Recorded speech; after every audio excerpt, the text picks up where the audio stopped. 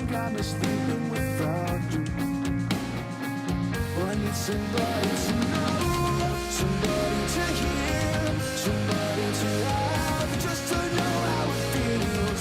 It's easy to say, but it's never the same. I guess I kinda like the way you help me escape. Now the day bleeds into nightfall, and you're not here to get me through it all. I let my guard down, and then you pull the rug. I was getting kinda used to being someone you loved, and I tend to close my eyes when it hurts. Sometimes I fall into your arms. I've been saying for yourself till I come back around. And now the day bleeds into nightfall, and you're not here to get me through it all. Let my guard down, then you pull the rug. I was getting kinda used to being someone you love. And now the day bleeds into nightfall, and you're not here to get me through it all. I let my guard down, and then you pull the rug. I was getting kinda used to being someone you love. I let my guard down, then you pull the rug. I was getting kinda used to being someone you love. The Link, here on Breeze 93.9 FM.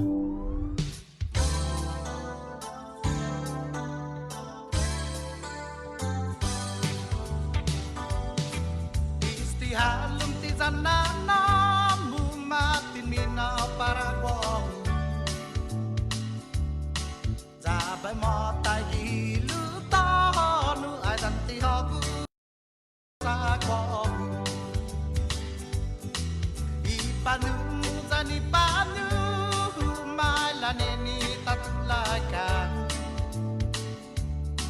Sahaji bibi bunu guaw ay zalau sa ti magwaita. Tok tung mo bisintura wentas mamay kisinona. Saku mugwa hatu mo tu kau panasa panas lona. Esta guita na pabiyahan na patinggang ni naimu. Munga zumatenggang pa atinggang zuni pinitimu. Sana mo na zumangat sa torak kazuinyamu. Sakatan dan manuteru adula bosa tazapanu. Zamunga dumateng bakatupat say katupat rumahangi. Tenggang zuni umbon dan sisumu adong sikuzu ni manini. Istihalong ti zanana mumatin mina paraguaw. Zabay mo tayo lutano ay danti hagu asa guaw. Zay panu zani panu malanini tatulakan. Sahaji bibi bunu guaw ay zalau sa ti magwaita. Dahil tagi na pabiyahan na patinggang ni naimu. Munga zumatinggang pa atinggang zuni pinitimu. Questo temo kisintura huwentas mamay kisinona. Saku mugwa hatu mo tu kau panasa panas lona. Saku mugwa hatu mo tu kau panasa panas lona.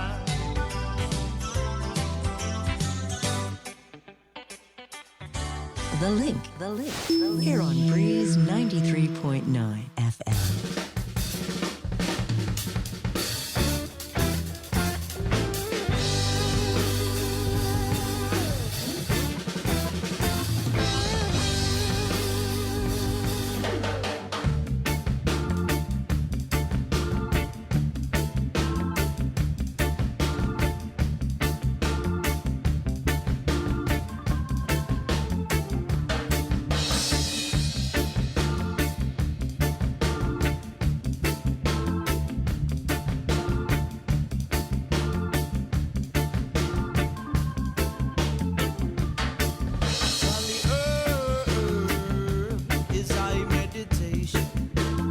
meditation. Kali herb is the healing of the nation. Healing of the nation. Kali herb, yes it calm me nerves. Calm me. Kali herb is the healing of the nation. Healing of the nation. It brings peace and happiness. Let I release all my stress out of this. See ignorant, foolish negativity, I don't need it. It's not for me. So blaze up the ganja and let it burn. Let it burn. Yeah, yeah, yeah, yeah, yeah, yeah, yeah. Blaze up the ganja and let it burn. Let it burn. Again. Blaze up the ganja and let it burn. Let it burn. Whoa, whoa, whoa, whoa, whoa, whoa, whoa. Blaze up the ganja and let it burn. Let it burn. Since Amelia, Kali herb is I meditation. Meditation, Kali herb is the healing of the nation. Healing of the nation, Kali herb. Yes, it calm me nerves. Calm me. Kali herb is the healing of the nation. Healing of the nation. If you're feeling irate, let me see a light. And if you know you want to change, let me see the fire. Respect to learn to love each other each and every day. We are burn Babylon, moves the day. So blaze up the ganja and let it burn. Let it burn. Yeah, yeah, yeah, yeah, yeah, yeah, yeah. Blaze up the ganja and let it burn. Let it burn. Again. Blaze up the ganja and let it burn. Let it burn. Saint Amelia, blaze up the ganja and let it burn. Let it burn. Walk alone, lo, lo, lo, lo.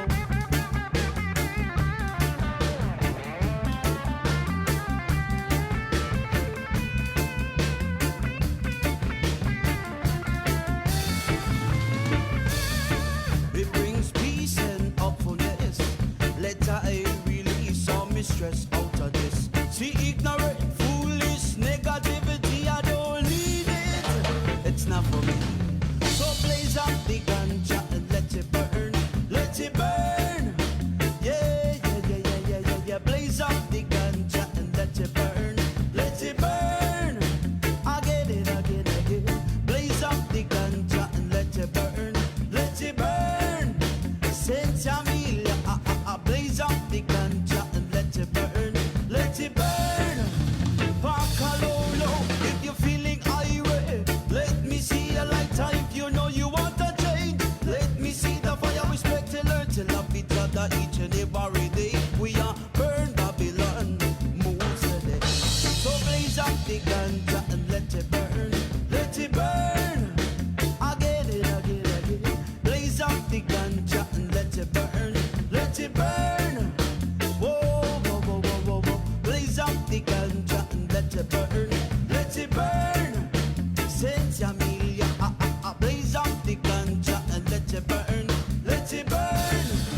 Makalolo, Kali herb is I meditation.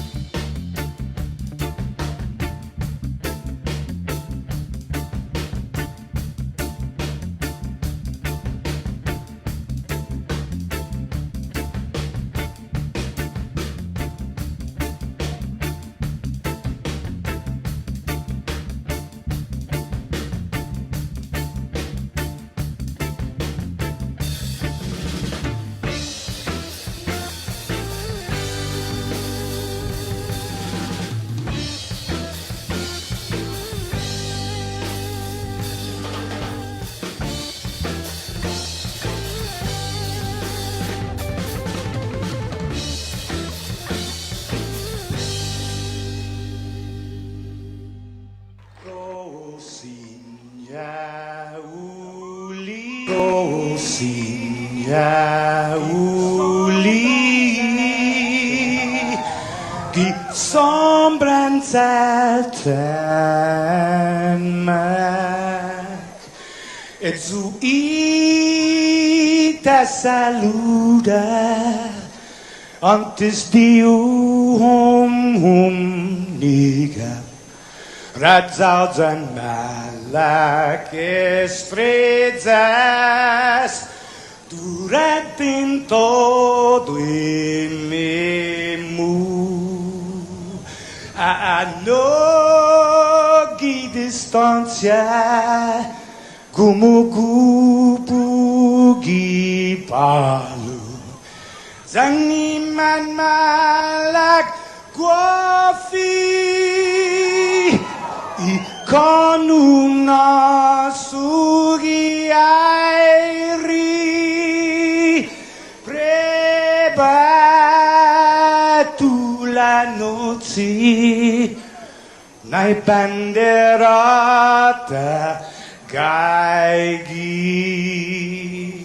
pues atan fanni bandera kau Esta pagua pumalapa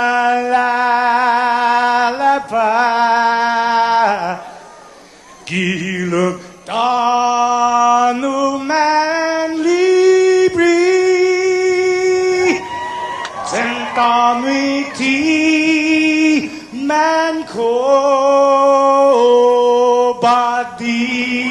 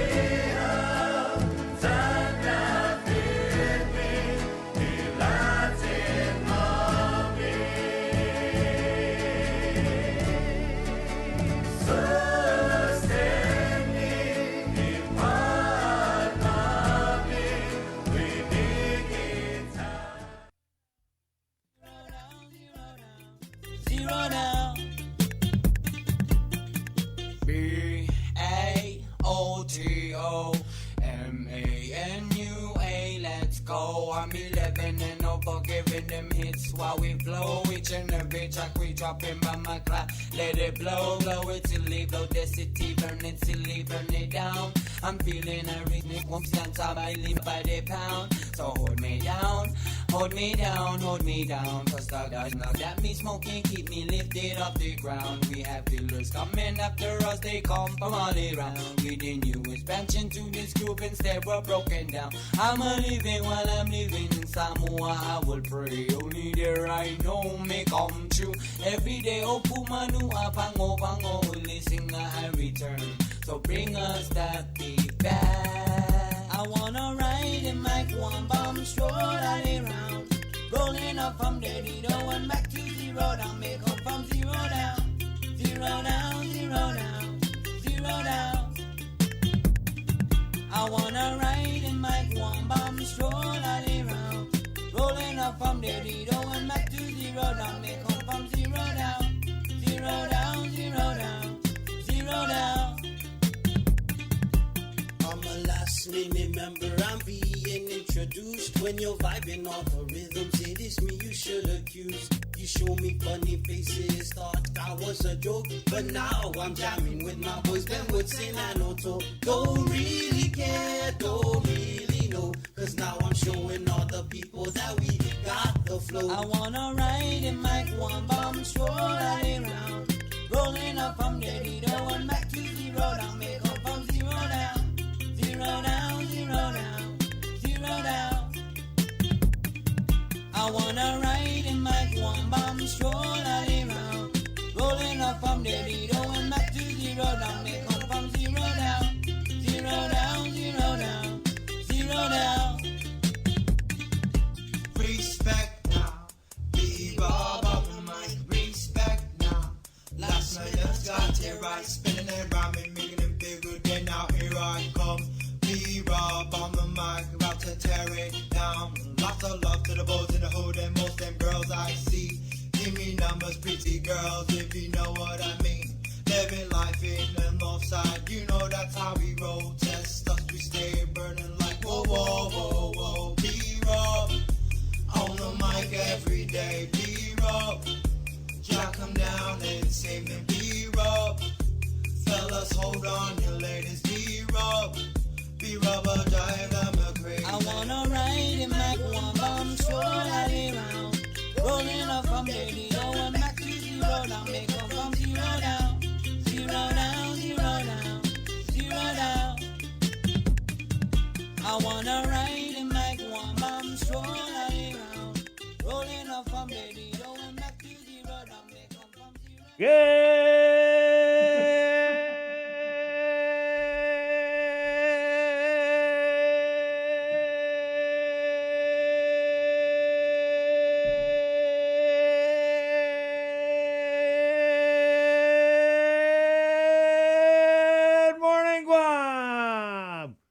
Bananas of 623, Tuesday, January 11th. Good morning, Jason. Good morning. Joe, sir, what are you pointing at? I don't know. It's pointing at a beautiful, wow. It wasn't the moon. Yeah, well, I mean, there is a lot to point out. Yeah. He'll get that. Yep, he's just giving a thumbs up on that. What is that? Good morning.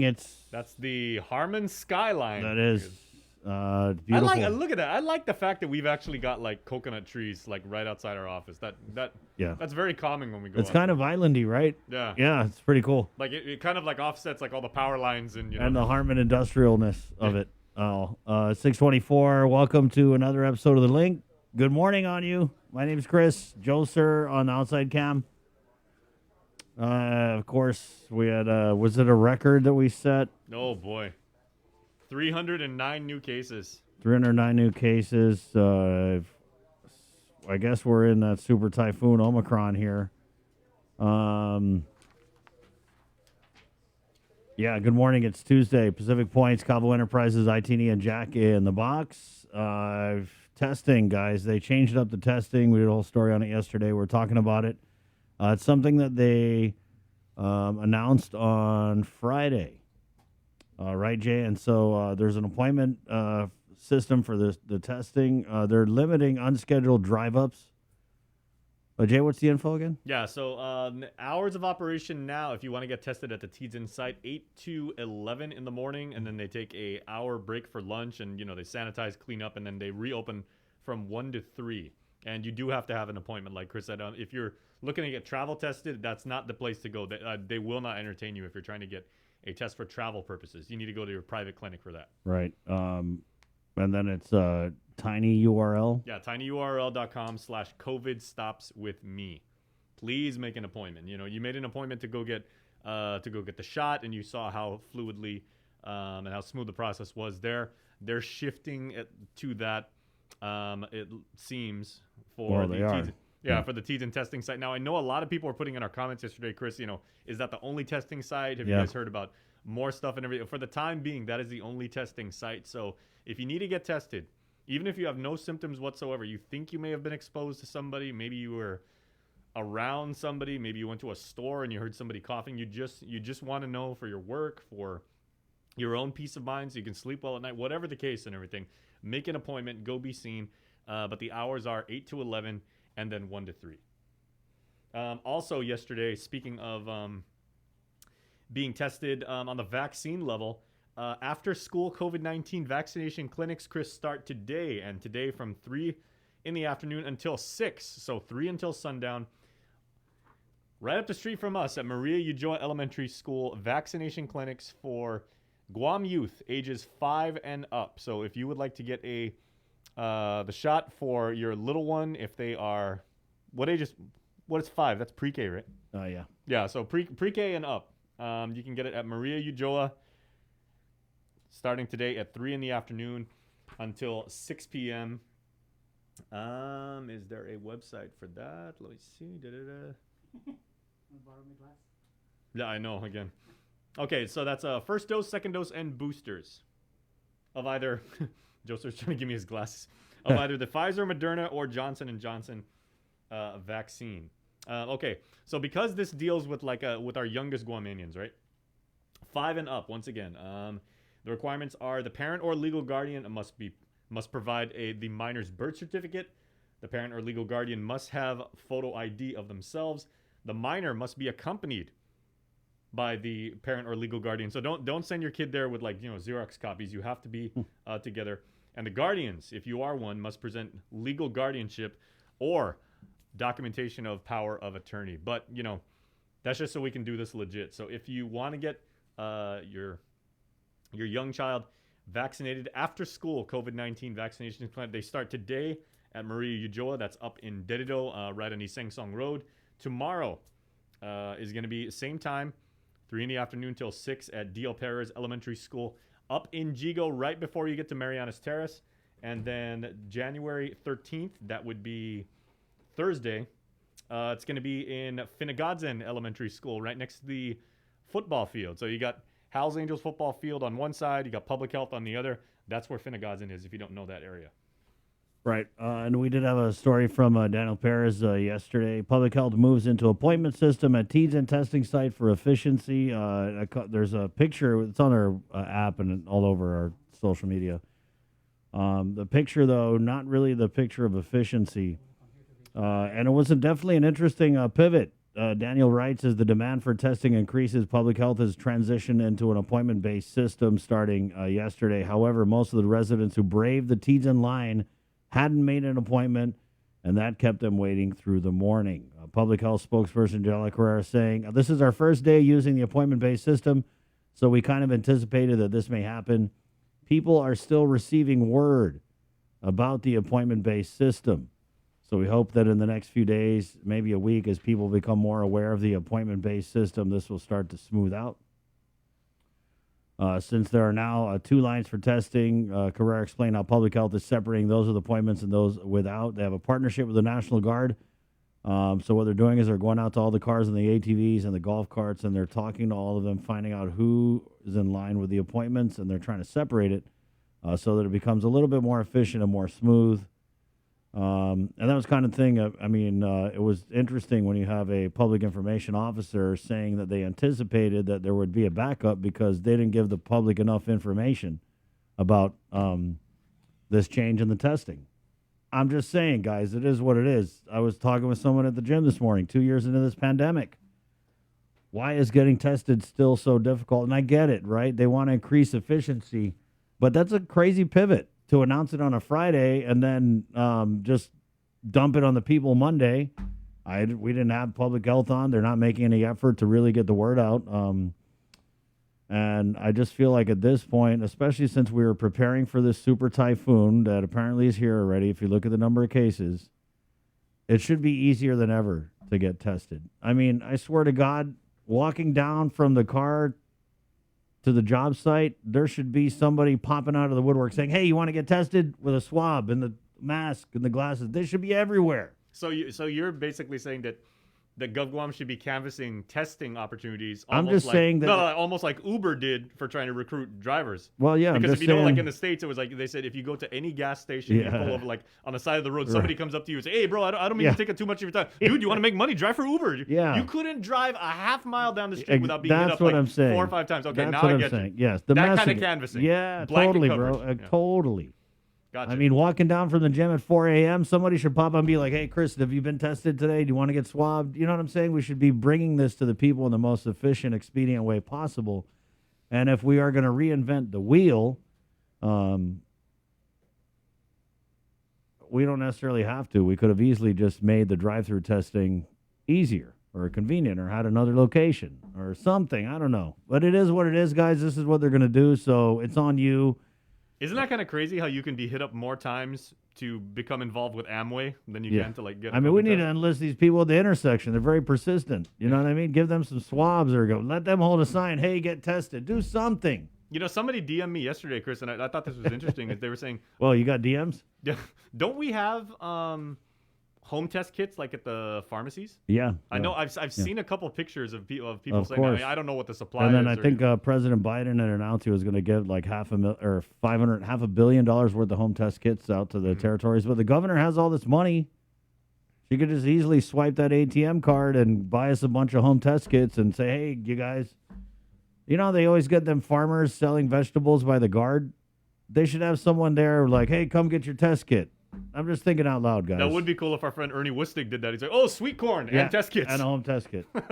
I mean, it should be at that level. Same thing with the vaccination and the boosting. But the problem is if the government is not going to be out here doing the heavy lifting and doing the messaging and going on the talk shows, which is so basic, then don't be surprised when our people show up and they don't have a clue, because it's your job to give us the information. And so if you don't, then we're just stuck trying to make the most of it, which is okay in a regular situation, but in a life and death pandemic, maybe not so much okay.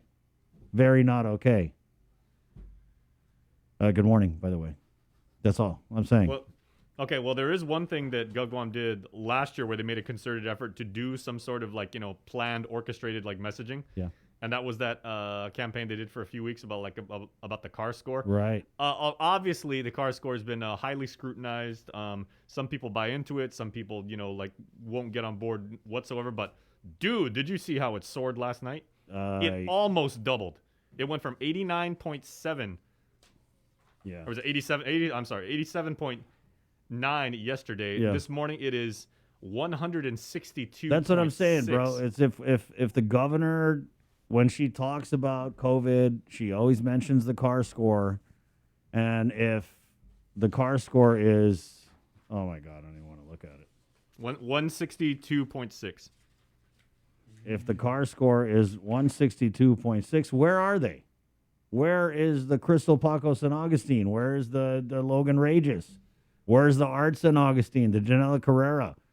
Why aren't they out here telling people, guys, the car score is 160 point whatever, but this is why you don't have to freak out so much, or this is why we need you to do this, or we need you to do that.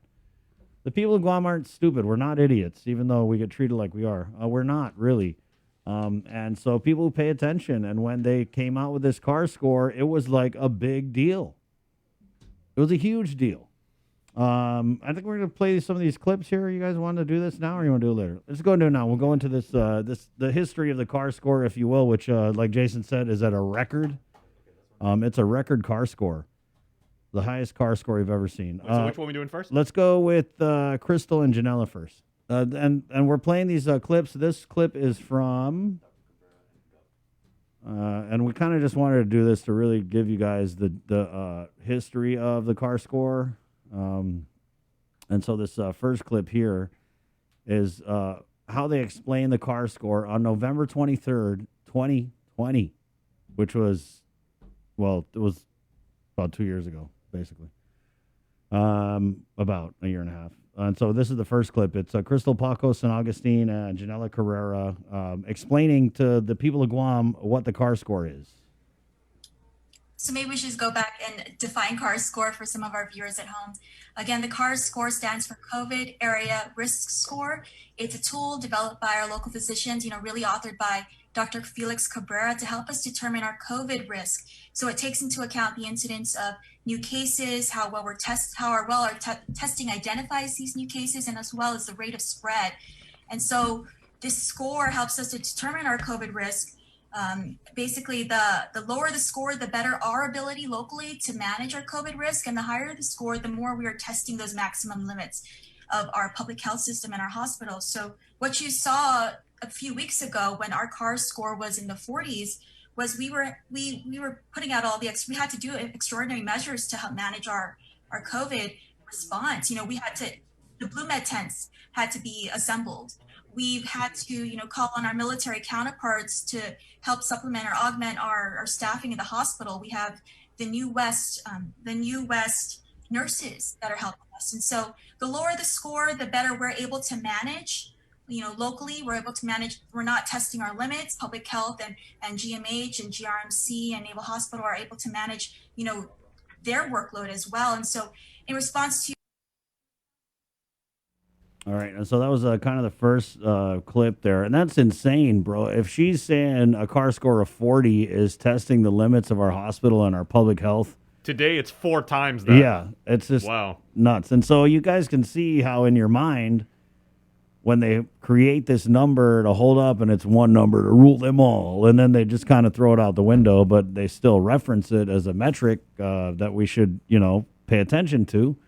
In our minds, it doesn't add up. It's like 2 + 2 = 22. And we're going to play this other clip. This is the author of the car score, Dr. Felix Cabrera, kind of going into more detail about what the car score is. That we want to think about. And then Crystal also had a really good analogy of also thinking of a score like your credit score. There's a lot of math behind it. You can kind of understand a little bit about what those factors are. But in the end, it's the score that really matters, and it's easier to follow. So that's where the COVID area risk score comes into play, or in other words, CAR score. So some of you may remember that the CAR score was used in the summer primarily for how we risk stratify travelers that were entering to Guam into what quarantine protocol they were going to end up going into. And the CAR score was meant for non-Guam areas and what their score was, so that we can assess the risk of these different areas. So now we're actually using it to assess ourselves. We always kind of track where we are relative to the rest of the public, but this now is really focused. And in all honesty, this is the third version of the CAR score. But ultimately, it just takes into account the incidence of new cases that we're seeing, and how well our testing identifies these cases, and then also the rate of spread. And you take those three into account, and then you get a good sense of where we are in this battle. Okay, so. There you go, Dr. Felix Cabrera. He created the CAR score, which is the number that we're still using today. And then I wanted to take you guys a little bit further back with our governor, Governor Lulian Guerrero, who at the time she did this message, what was the CAR score? It was around 40?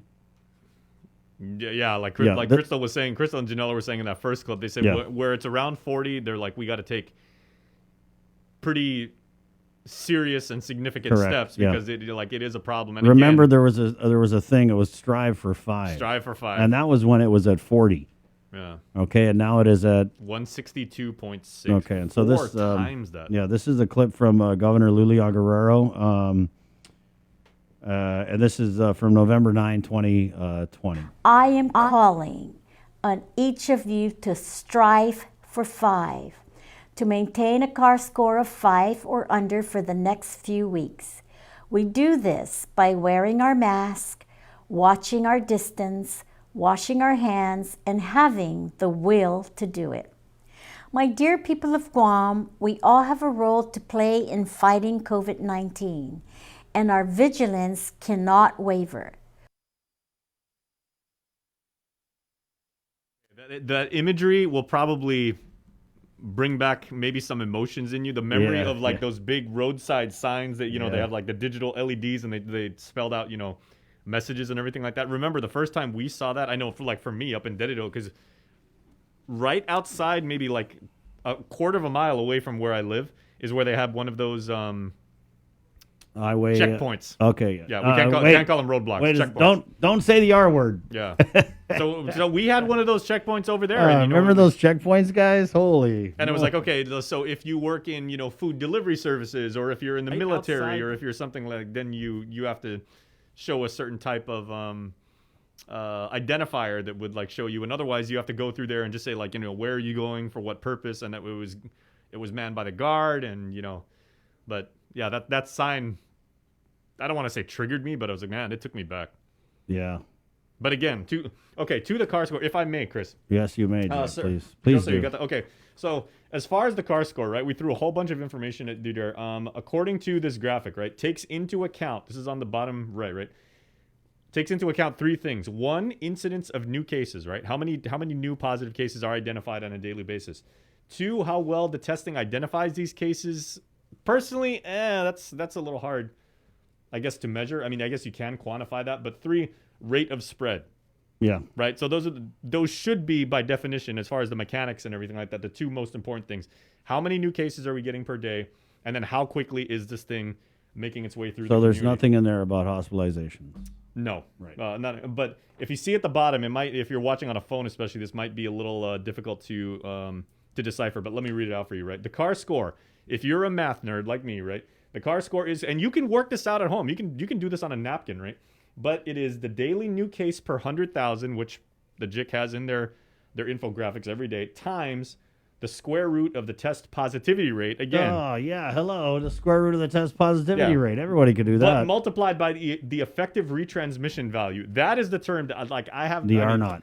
Yeah, that's a black box that I've not been able to crack. Right. Well, you're not a. What do you have to be? Is R naught like epidemiology? I'm thinking. Or just, I mean, I don't know if that's, I mean, maybe I just haven't like seen it, and maybe it's like right in front of my face. But what they have said, not on this show, what I've seen reported in other media is that they say like, oh, because we have the vaccine and the booster, then the 160 million CAR score, essentially, I don't want to say it doesn't matter, but obviously if it did matter, I'm saying if we got the governor when it was 40, and Crystal Paco San Augustine and Janela Carrera and the chief of staff and the whole cavalcade of cabinet characters, if we got all them when it was 40 and they wanted us to strive for 5, then Taigui, where are they now? Mm-hmm. Where are they now? Because it's a public health emergency, right? And with these numbers, they should be out here telling the people, okay, this is why you shouldn't freak out. This is why we got a handle on this. Not, not coming out and saying those kind of things. Mm-hmm. And that's what the problem is. It's like we've been in a situation where the metric that they hold up, one number to rule them all, was far less serious than it is now. And we're not seeing anywhere near the response. We're not seeing anywhere near the presence, too, is important. Like, these are your leaders, guys. It's an election year. They really should be out here. And I don't know if it's like they don't want to be associated with the surge and the high number of positive, and it's like, let's just lay low until this thing blows over. Because that's how I feel it was in the Delta surge. It's like our administration was kind of like, oh, it's just like, I mean, they didn't come on. They really was like 2 press conferences. It's insane.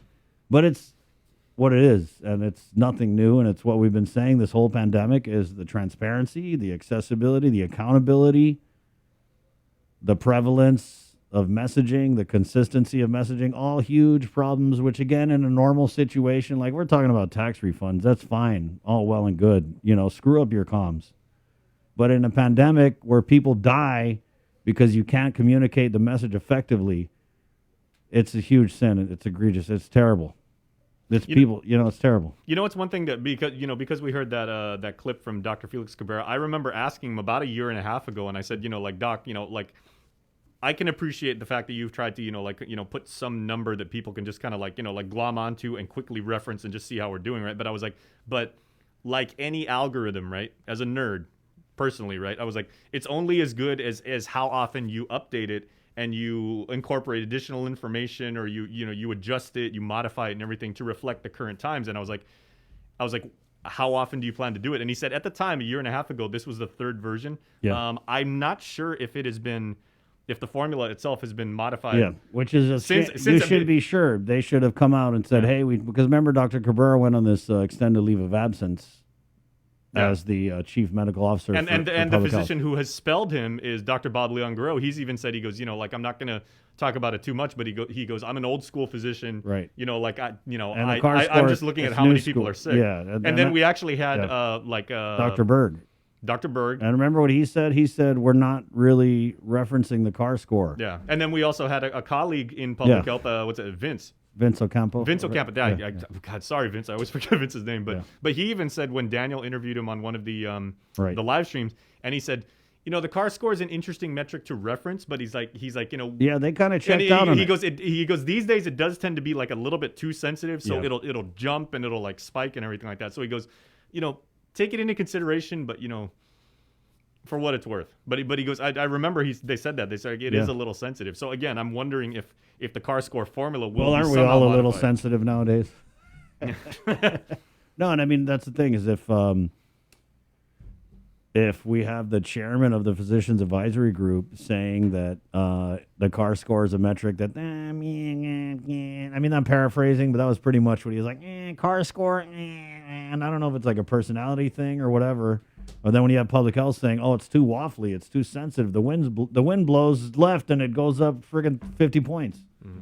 Right? Well, and if you are interested in this, one way or the other, pro or con, alpha or omega. God, we shouldn't even use like Greek letters these days Delta anymore. or Omicron. Oh God.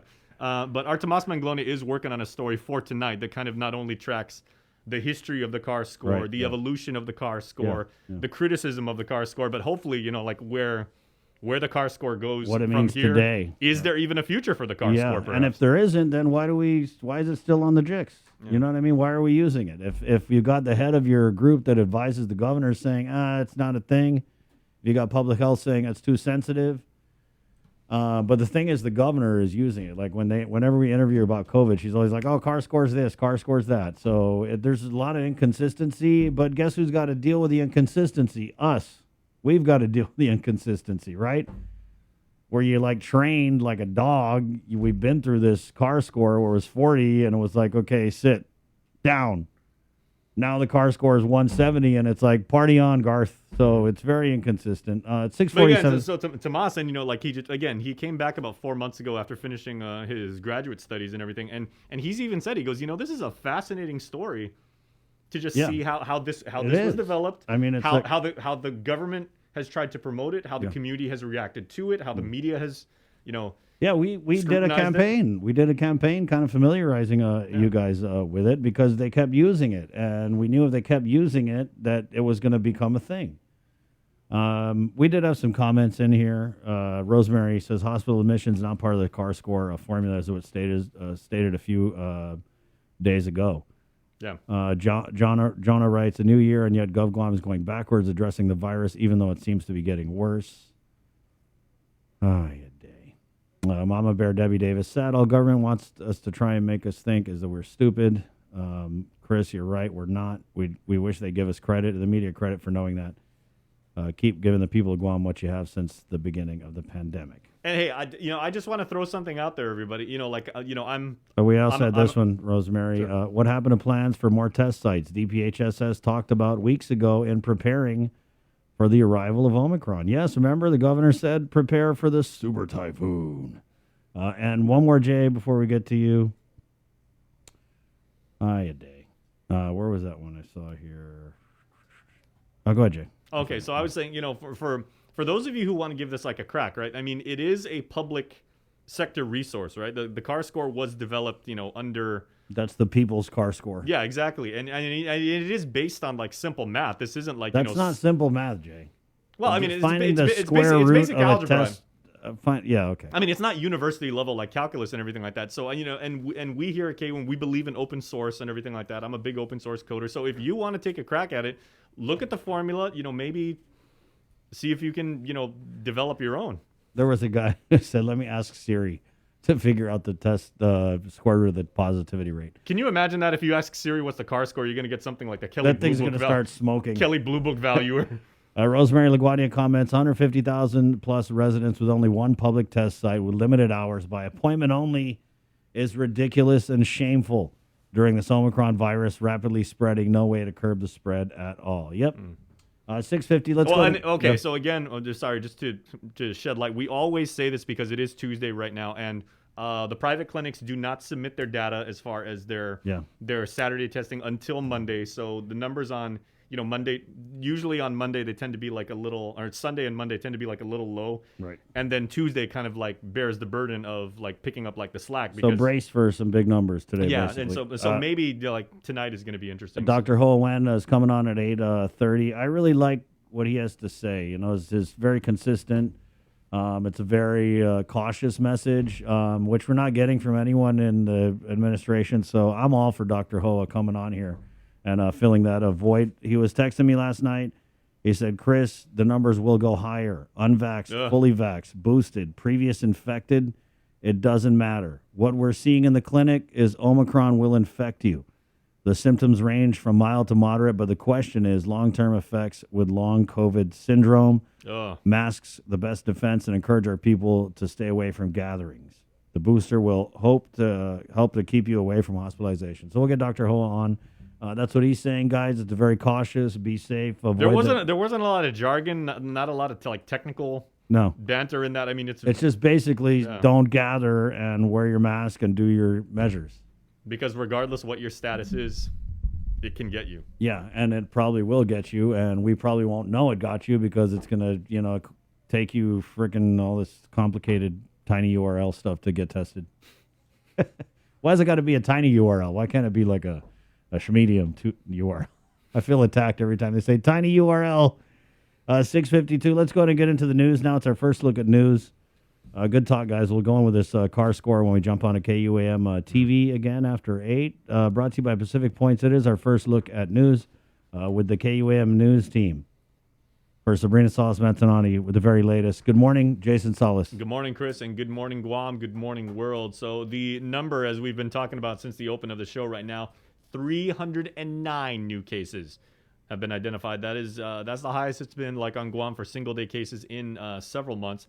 Those numbers are from January 8th to the 10th that include public health data as well as that from private clinics. There have been now over 21,000 officially reported cases since March 15th of 2022. 272 deaths. We'll get into that in just a moment. The CAR score, again, has jumped. It was 87.9 yesterday. It is now this morning 162.6. It nearly doubled. 2 COVID-19 positive patients whose deaths were previously reported as coronavirus-related fatalities on November 4th and December the 13th were subsequently found not to be the result of COVID-19. Public Health has revised the COVID-19 related fatality count from 274, as I was saying, to now 272. As far as hospitalizations in our island community, 15 people have been admitted for COVID-19, 8 at GMH in Tamuning, 7 at the Guam Regional Medical City up here in Dededo, with a pair of people in the ICU and one of those patients being a child, a pediatric admission. Of those patients, 8 have received the vaccine, 7 are unvaccinated. Well, after many years of partnering with the Oasis Empowerment Center, GBWIC, the Guam Behavioral Health and Wellness Center in Tamuning, has cut ties with the faith-based organization. Oasis, located downtown in the capital of Hagåtña, offered inpatient drug and alcohol recovery services for women who suffer the effects of substance abuse. As the federal and local government required the coronavirus vaccine for healthcare workers, GBWIC Director Therese Ariola told KUM News that the agency passed down the policy to service providers like Oasis, and since the organization decided they will not be recognized the mandate, Ariola says GBWIC decided to pull the plug. Let's get to our news packages right now as we start with military news, as thousands of uniformed personnel are expected to arrive on Guam and in the northern Marianas over the next 6 months for a series of major military exercises. They'll include many troops from several allied countries. And as our Nestor Lecanto now reports, the Defense Department wants to reassure that COVID-19 mitigation efforts will be strictly adhered to. In what may be a sign of the growing critical importance of the Indo-Pacific, the military has announced 6 major training exercises in as many months.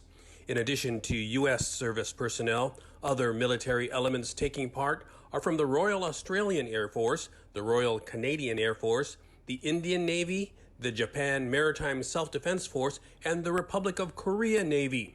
In a news release, Joint Region Marianas listed the exercises that will take place from January to June as Sea Dragon, Cope North, Cobra Gold, the Carrier Air Wing Strike Fighter Advanced Readiness Program, Naval Surface Warfare Advanced Technical Training, and Valiant Shield. JRM Commander Rear Admiral Benjamin Nicholson said, quote, "The safety and health of our military and civilian communities is a top priority while we conduct essential military exercises and training in Guam, the CNMI, and the region. It's not clear yet how many of the thousands of personnel will be granted shore leave during the exercises, but local hotel and restaurant association officials are expecting many of them to book reservations, providing a much-needed boost to an industry hard hit by the plunge in tourist arrivals." For Guam's News Network, I'm Nestor Lecanto.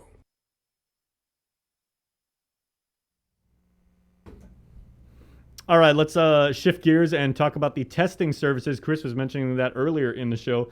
As with cases continuing to rise, more and more residents flock to the Teads testing site as a precaution.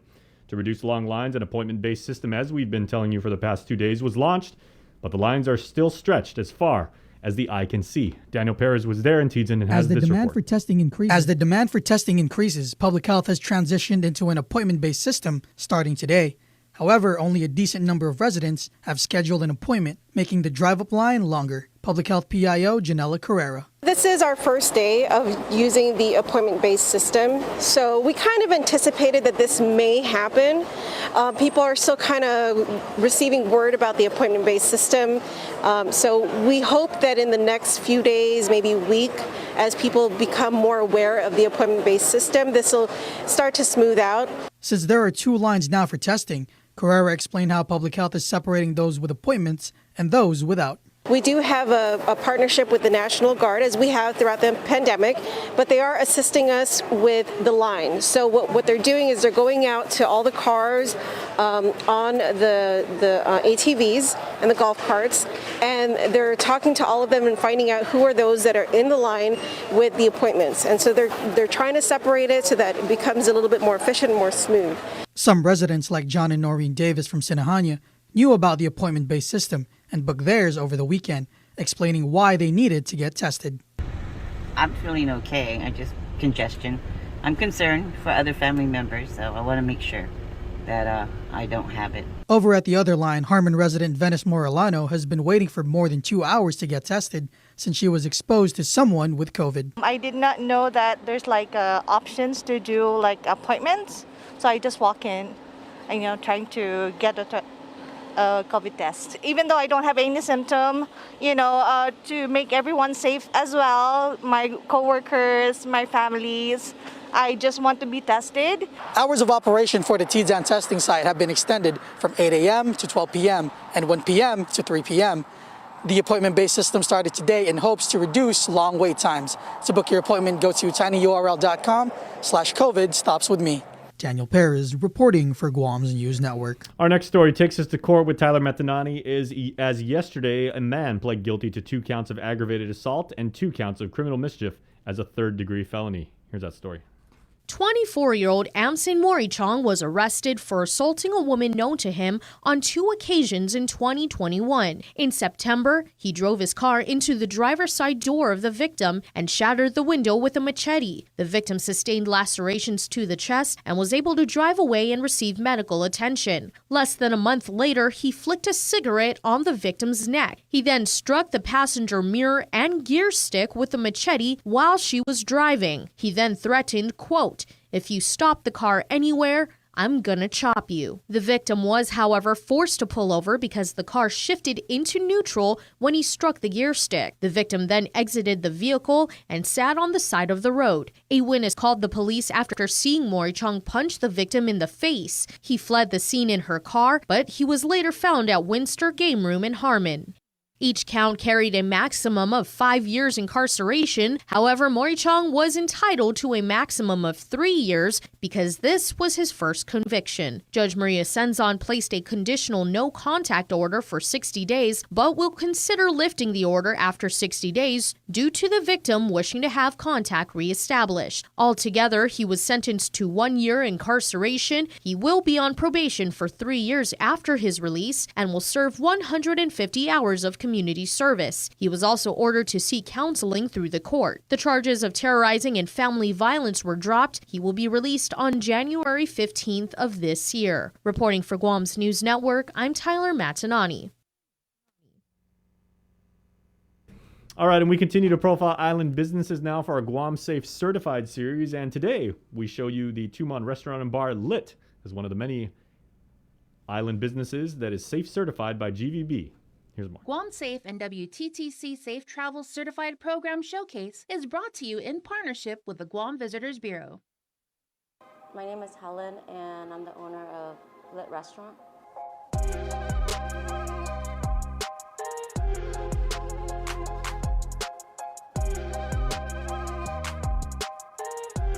We want everyone to know that, we take this pandemic very seriously, and we're doing our part as best we can to protect not only the Guam community, but anyone traveling into Guam and into this establishment.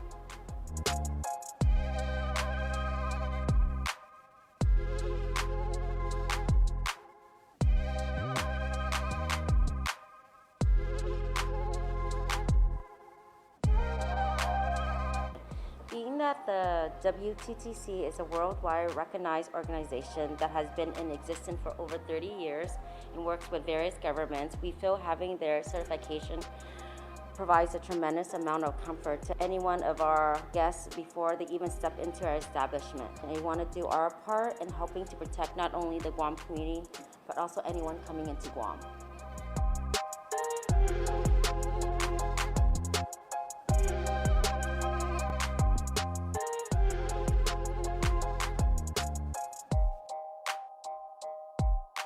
Any guests coming into our establishment, we have the temperature check. Also, along with the vaccination card, we also check their IDs as well.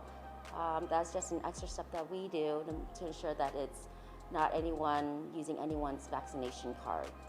Along with that, and our staff, they constantly wash their hands and they wear gloves too. We sanitize after every table, and they also wear their masks, protect not only themselves but also others.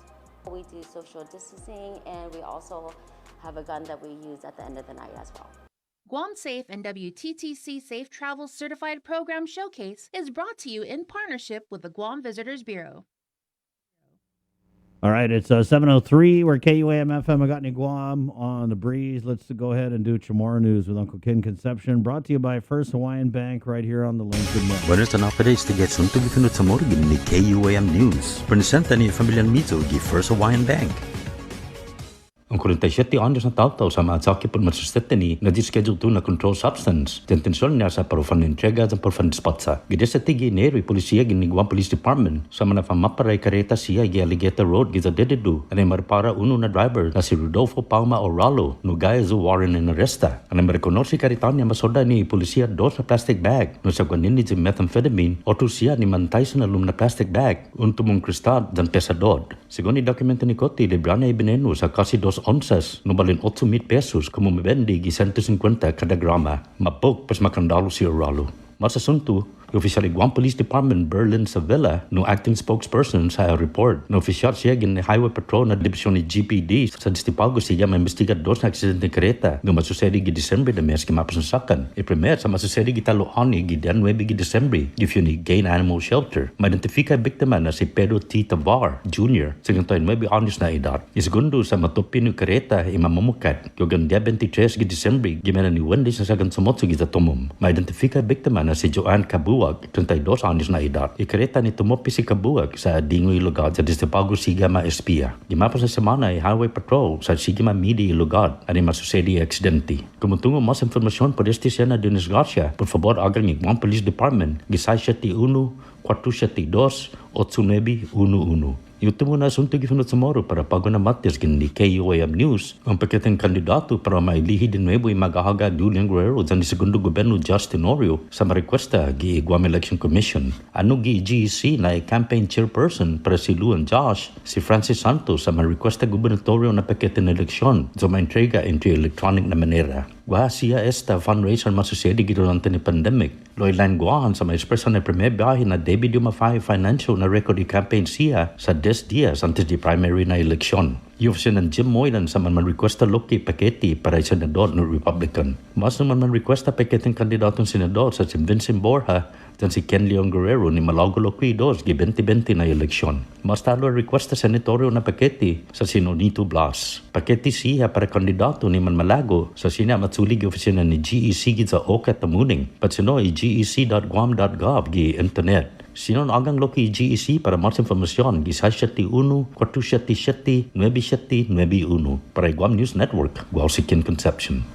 Yasuto gifunod sa moro sa presenta sa ninafatto ni Familiang Mizo gi First Hawaiian Bank.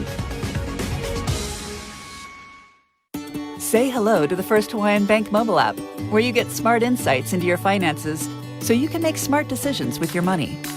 With a daily personalized feed, you can compare your monthly income to spending.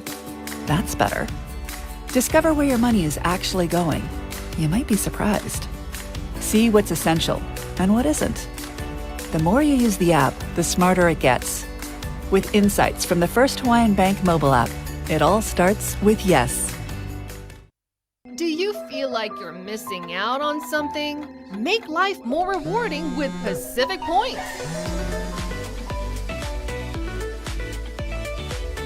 Earn and redeem points for bill rebates and free load at IT&E, discounts on fuel at Shell, vouchers at Foodies, and United Mileage Plus miles.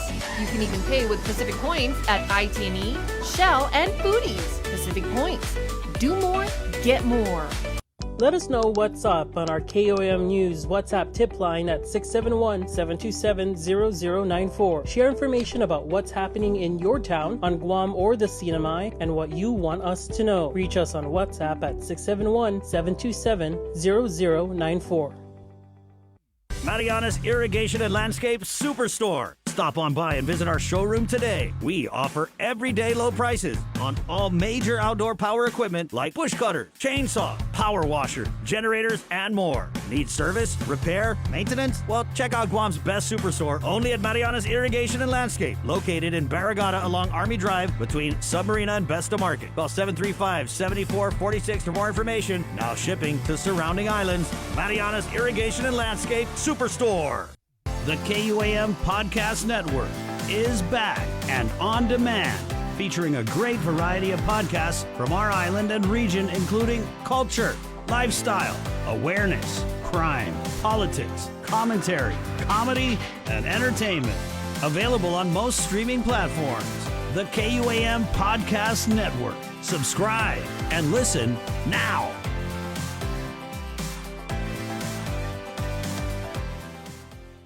Get the job done the right way by getting the right stuff at East West Rental Center. With years of experience helping builders, we definitely got what you need. Call 646-1463 or visit us in Upper Tumon. Open Monday to Saturday from 7 a.m. to 5 p.m. and on Sundays from 8 a.m. to 5 p.m.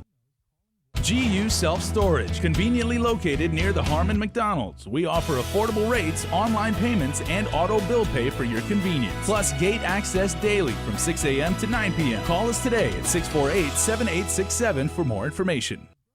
The Culture Club returns to KUM Digital and KUM News Weekend Edition, highlighting Guam's young artists, activists, and crafters as they work to protect, preserve, and promote our Tamoto culture. Watch this weekly feature on the digital platforms of KUM News Weekend Edition, brought to you by Hanum, the freshest bottled water made in Guam.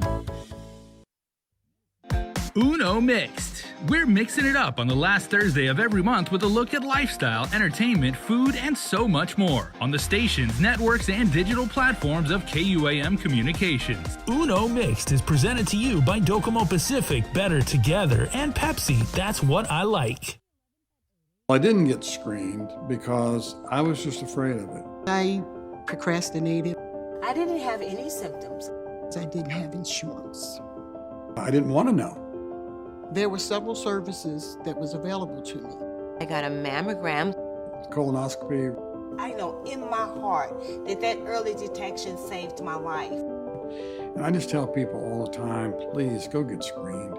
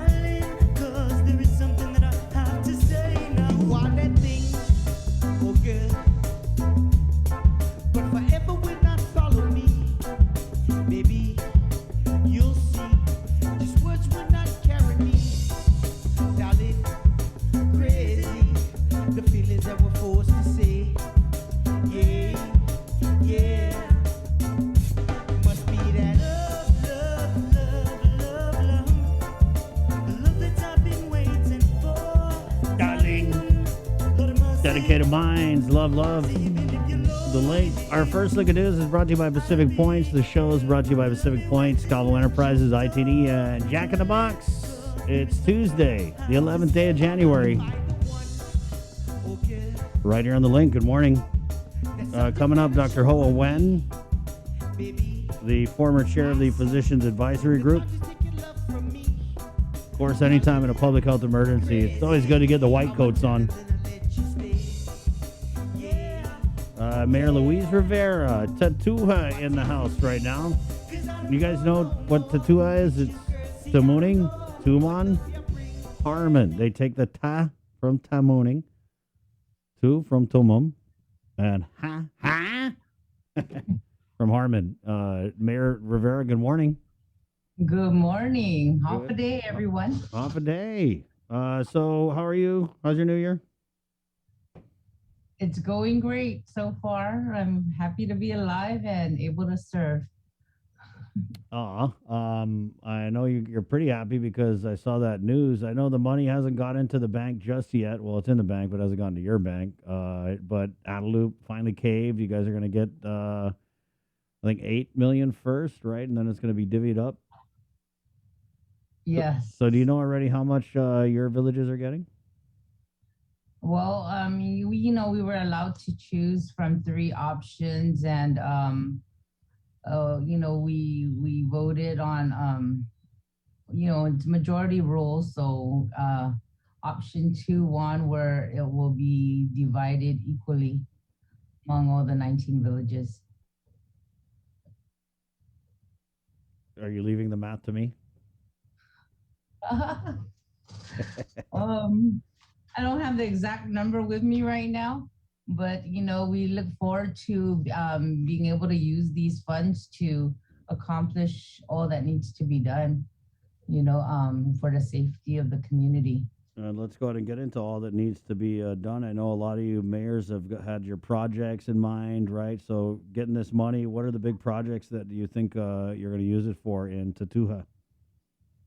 Well, I know majority of it, of course, is going to go on the roadways and, repairing a lot of the needed, the roadways. There's so many that have not been, have been in need of repairs for a long time, especially, with all the big trucks that travel through our streets There's a lot of wear and tear, potholes, a lot of roads that need repaving.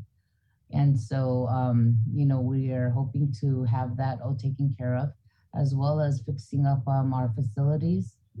And, we're working with different agencies to make sure that, we're able to do the renovation and, all the repairs. So there's a lot, there's a lot of projects that will be coming forward. We're already doing some now, but with this funding, it really helps. Right. And I'm just happy that it's going to the community. Yeah, that is great news. I just did the quick math on it, and it's about I would say, well, it's over $400,000 for each respective village, right? But Mayor, can I ask you like a question? So when you talk about like you want to fix the roads, right? Where does DPW's responsibility end and the village mayor's responsibility begin when it comes to the roads in the villages? Well, I know they're supposed to be in charge of all the routed roads, federal highways, things like that. So, but a lot of times they come out and assist us with the secondary and tertiary roads in the village. Because we're also looking at changing the language in that, because a lot of these little roadways, they lead out to the main roads. And so they've been very, good at coming to assist us in these repairs, especially, it's not just little potholes. A lot of them are big depressions on the road. So, we, at the mayor's office, we do what we can to make these little repairs. But, when we do need help, because it's a bigger project, and we're very happy and appreciate the Department of Public Works for coming out and assisting us in these repairs, and especially the use of the heavy equipment, the graders and, big trucks to carry whatever it is, the gravel or cold mix, stuff like that. Well, I'm just very fortunate that we're working well together. Right. I was just wondering because DPW has their own money, right? I'm pretty sure they got all kinds of money from ARP or whatever to be fixing the roads. So it's not a case where you guys are using up this money that you have that could go to somewhere else. I'm just worried we're not doubling up, right? And you guys are going to spend your money to fix the roads, and then DPW is going to hold on to their money that they have to fix the roads. You know what I mean? Yeah, so we're in communication with the Department of Public Works right now on all the things that need to be fixed. I know that one of the major issues we're having is getting the supplies, from the vendors. Sometimes they're not able to assist us, with our needs because, they run out. There's a demand for it in many other areas. And so, just getting what we can sometimes, for us to even wait for a purchase order, it would, we might lose out on getting the items that we need. And so a lot of times, if it takes for us to, sometimes use our own personal funds to purchase it and, stuff like that. Because we don't want to miss the opportunity, or while we have the chance to get it now, we'll do what we can to get it and, make sure that we have what we need to make these repairs. What about facility upgrades to maybe any of the sports facilities that are in the villages? Well, yes, I'm also working with the Department of Public Works on that, the renovations to our Tumaning Gymnasium. And then we also have plans for the multi-purpose field located in between Tumaning Elementary and LBJ. There was a plan already that was approved by our Municipal Planning Council. It was also presented to the governor and lieutenant governor. So, we're hoping that gets underway real soon. Can you tell us a little bit more about that multi-purpose field? And this would be where the skate park area is? Yes. See, that skate park used to be a tennis court. But because we have also another tennis court here by the mayor's office, and the demand was for a skate park. We turned that into a skate park, and there we have also the basketball court that was newly renovated, the baseball field, which is also a soccer field, a football field. That's why we call it the multi-purpose field. And many things are going on there. We also have paintballers using the place, frisbee, just a lot of things going on. And so, there's a big demand for sports facilities. And so, we want to do what we can to renovate it and, make it good and safe for everyone. So village roads, sports facility upgrades, a multi-purpose field. What else do you have going on with your plans for the ARP in Tatuha? Okay, well, we also have the community center, which is also tied in with the senior citizens, where we serve the congregate meals. And right now we're doing the food distribution from there. So also repairs to that as well. And then, of course, beautification and, just putting up the needed fencing and things like that all around, the places that need it. Mayor, what are people saying about the delay in the opening of the senior centers? I was concerned yesterday because Mayor Alec had brought it up about the meals. Were they able to straighten out everything with the meals, because we were supposed to open the senior centers, and those meals that we're getting delivered are supposed to be eaten in a congregate setting, right? And that was kind of what they said when they opened the senior center. They said anyone who doesn't come to the senior center has to enroll in a new program to get the home delivery meals, which is a separate thing. So were we able to sort all of that out, given that we delayed the opening of the senior centers? Did any Monomico go hungry yesterday? No. We make sure that we're notifying everybody individually. I do have the staff calling and talking to them. So we do have a big group that also comes through the drive-through to pick up their meals. So, we explain it to them too, what's happening. And then, of course, letters were given out to those that we deliver the meals to. And so also to, do surveys and talk with them and make sure that they understand. Where. What was their feeling, though? Was disappointment? Were they excited to get back in the senior centers? Well, yesterday we had a few people come in thinking that the center was open.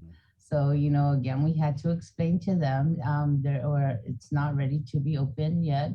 And, so they understand. And then there's some that, when all this was starting, many were concerned about not getting their meals because this was the only time they get a hot meal. And they were wondering how they can still get home delivery,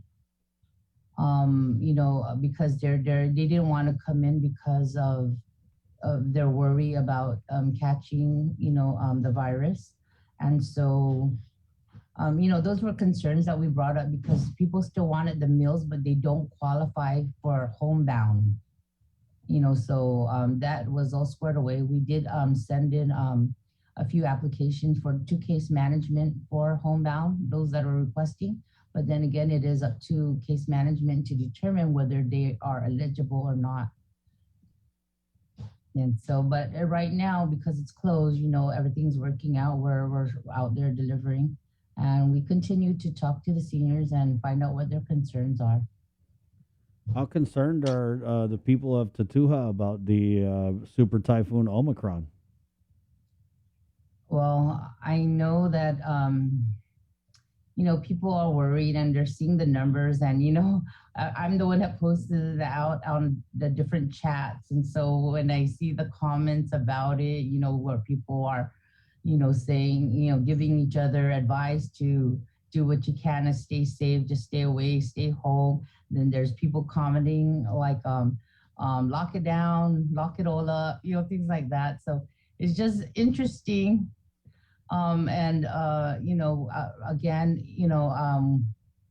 we just have to continue to remind each other, stay your social distance, wear your mask, do everything you can to stay safe because, being sick is just terrible all around. And so, even there's a lot of things that we cannot help ourselves personally because, of people's mentality, thinking it's okay to just go out and not mask up and,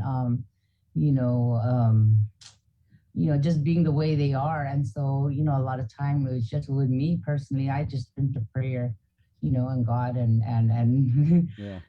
pray that everybody stay safe and all those that are stricken with the virus. I mean, pray for healing hands to come and help them. That's very big of you, Mayor, because I know you got a lot of knuckleheads in your villages. You got a lot of like the COVID deniers. I know a really big concern that we're having, and I'm seeing more of now, even on the Route 16 area, is more and more individuals out there begging for money along the streets. They just go and lay down in front of businesses. There's a lot of concerns. Business owners are, contacting me to see what can be done about these individuals. I mean, even with the homeless shelter that we have in place, we're hearing, oh, it's full, but then to find out that these individuals are just not wanting to live by the rules of the shelter and they just choose to be out and about, out in the park, they are out on the streets, they want their freedom. But, I tell them, having freedom is fine, but just don't violate other people's private property or, don't be a nuisance to others. Yeah, you know what you said there, Mayor? It's even with the homeless shelter, I don't know if it's just the areas I go to or what, but it seems like there's more homeless now that there are two homeless shelters, right? There's the one Global Dorm, and then did they open the one in Tamuning? Oh, you're in a village? Yes. Yeah. Yes. Right? I mean, just here in Harmon, I'm sure you're well aware of this intersection. It's huge for people asking for money. And I'll see people that I saw in Agotnia, last year, they now appear in Harmon. And you're right, there's new homeless people. We have a group that they have a box they use as their roof. They sleep on the edge of the building. I walked over a guy to get to my car yesterday. So it's definitely, it's way different than when I grew up, but just we never thought about homeless. We looked at places with homeless and said, oh, how could they let their people get like that? You know what I mean? And now it's here. It's rampant. It's widespread. And I know what you're saying, where some of these people, they just want to live on the street. They just, maybe they see in their mind they're winning. They don't have a boss. They don't have a 9 to 5. They don't have a power bill. They don't got to pay rent, right? A lot of them don't have kids that we see. But that doesn't make it okay. So what do we got to do? Because you have always been that voice that's saying, hey, don't forget the homeless. And now that we're thinking of them, we got these two shelters. It almost seems like the problem's worse than ever. When I talk to the homeless who are in the shelters, the issues they have, they're not getting the support services they need. Right. They don't have an ID card. We're hearing that as well. And there's also been an increase on residents or tenants not paying their rent to the landlord.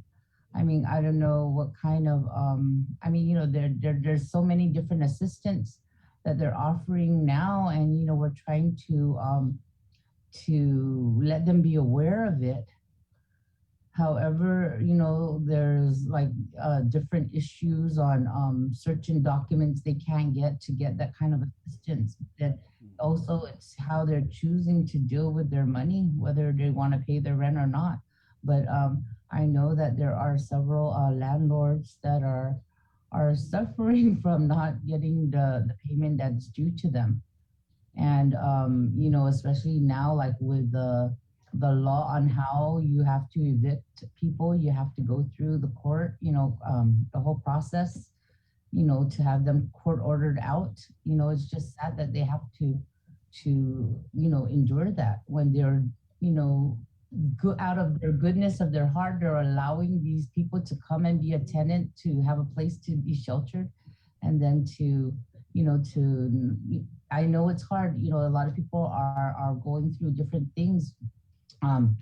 You know, with not having enough money to pay the bills because of certain things, but you know, especially like those that are still working and they just chose not to make payment. You know, there's those kind of things going on. A lot of different things that we're facing, and you know, we just want to do what we can to make everybody in the good peacefully. All right. Aye, a day. A day is right. Mayor, the big project, it's kind of a little controversial. I know that we did a story with the speaker talking about it. I think we're getting Senator Sabina Perez on, the environment chair, to talk about this Vista Del Mar. This project has received initial approval from the Tatuha Municipal Planning Council, right? Well, when they say approval, what we're saying is there's no objection, okay? Because this is not our application. This, and you know, now the Guam Land Use Commission requires that the Municipal Planning Council put out a resolution of support or disapproval. You know, so number one, we're not supporting it because it's not our project where we're funding it or doing the paperwork on it. We simply listen to everyone at the public hearing, you know, that shows up for the public hearing and testifies. And, you know, we go through, you know, all the information that comes in from the agency review committee to people's testimonies, things like that. And that's how we make our judgment. And of course, with our Municipal Planning Council, you know, we have legal counsel, you know, that sits on our MPC, and their verbiage is to use that we have no objection, because it still will have to go to the Land Use Commission, you know, for the final determination. And so there could be 1,000 people at the public hearing that is opposed to this project. But when it goes before the Land Use Commission, those people, the members of the Land Use Commission, makes the final decision. They make the final vote.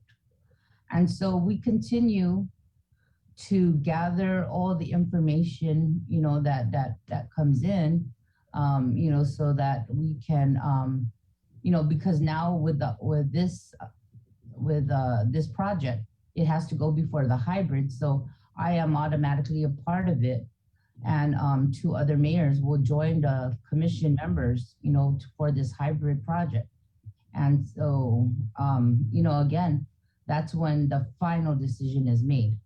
But as for the Municipal Planning Council, we meet on a regular basis every month. And there are many different things, you know, that we talk about that, you know, that I have to report, give them information on, and, you know, to pass it on to, you know, everyone in the community. So, you know, even with this project, to find out, you know, that it was being postponed because of the open government law, you know, things like that. I mean, you know, we're just reporting that there was no objection from the hearing, but people can still put in their testimony. We're still, you know, going to be able to entertain their, you know, whatever they want to testify on or how it is. But, you know, with all projects, whether it be small, big or small, it will affect people one way or the other, whether it be the noise, the traffic, you know, just, you know, everything that goes on. And so, you know, and then there's the flip side of it where it'll provide jobs. You know, they're looking at for this project a water park. So, you know, more fun for our people, you know, of our island, and, you know, more rooms, more homes, or, you know, for people to move into, you know. So there's all these different things to consider. And, you know, we continue to accept any testimony or, you know, information that people want to share. They don't have to wait for an avenue at, they're at the municipal planning council level when we're having our meeting, because there's so many other things that we have to discuss. So, a lot of people came to me after the public hearing or after the MPC, and they're saying that, how can you approve this? And it's not that we approved it, it's saying we have no objection. But, the thing is, why weren't they at the public hearing? And then they're saying they were not informed about it. But, it also had to appear in the paper. Notices were given out to different, property owners. It was well attended. And, that we always have to listen out for, if there's any objection or, so that we can report it to the council. And there was none. And so if there is now, we'd like to hear it. We'd like to hear it. And everything has to be done before the actual Guam Land Use Commission, because that's the one that makes the final determination on projects that are approved or not. And a lot of them end up getting approved to conditions. So what conditions do they want, to hear or to make sure that's in place? That's, what we need to know. Mayor, so you said a lot of people came to you after the MPC hearing. What were they saying about this Vista Del Mar project? We're talking about the environmental impact. And why do we need more rooms when all these other places are empty? Just different things. Everybody is entitled to their opinion. And, I'm here to listen. I will listen to it and present it. But, I don't live over there on that side where, I'm going to be affected by, like the noise or things like that. But, I am concerned for all those around and, all those that, whatever concerns they have, I'm open to hear it and make our decision based on, all the information that is provided to us. Right on, Mayor. Anything in closing? Am I forgetting anything? Okay, well, we do have our Municipal Planning Council meeting scheduled for this coming Thursday, January 13th at 6:30 p.m. And this Vista Del Mar project is on the agenda along with other projects. And so, all those that are interested, they don't have to wait for that day of the meeting. If they have any testimony or they, would like to talk to me about it, they are welcome to give me a call. If I'm in another meeting or something, I will definitely call them back. I'll get back to them. Mayor, what if they want to so if they have testimony, is there a format? Is it in writing? Is there a form? And are they able to give comment at this meeting on Thursday? They are, of course. We will have the representative do the presentation in regards to the project, and then we can open up the floor for public comments. Again, if it's something like they want to put out a show and bring in the numbers, we are only allowing so much because of, the pandemic. And so, of course, everyone should be vaccinated and we'll have temperature checks going on. And, we ask that everyone wear their masks and stay their distance. Mayor, was it advertised on the MPC agenda? Yes, it was. I believe it's supposed to be out on today's post also because of the 2-day notice. The second notice is supposed to come out today. Okay. Mayor, I wanted to, before I let you go, update. Remember we talked, there was a neighborhood watch meeting for Tatuha? Yes. What was the outcome? Go ahead. It was well attended, and a lot of people were getting their questions answered. It was really great that we had Chief Ignacio here, together with Lieutenant Kim Santos, and then our command from Tumaning Precinct, Sergeant Sablan, and a couple of others. But it was a good meeting. And I wish that, like also the ones that have been asking for these meetings, if they would, be there and attend, because there's some people that would say, hey, when are we going to have our meetings and all that? And then they're the ones who don't show up. Right.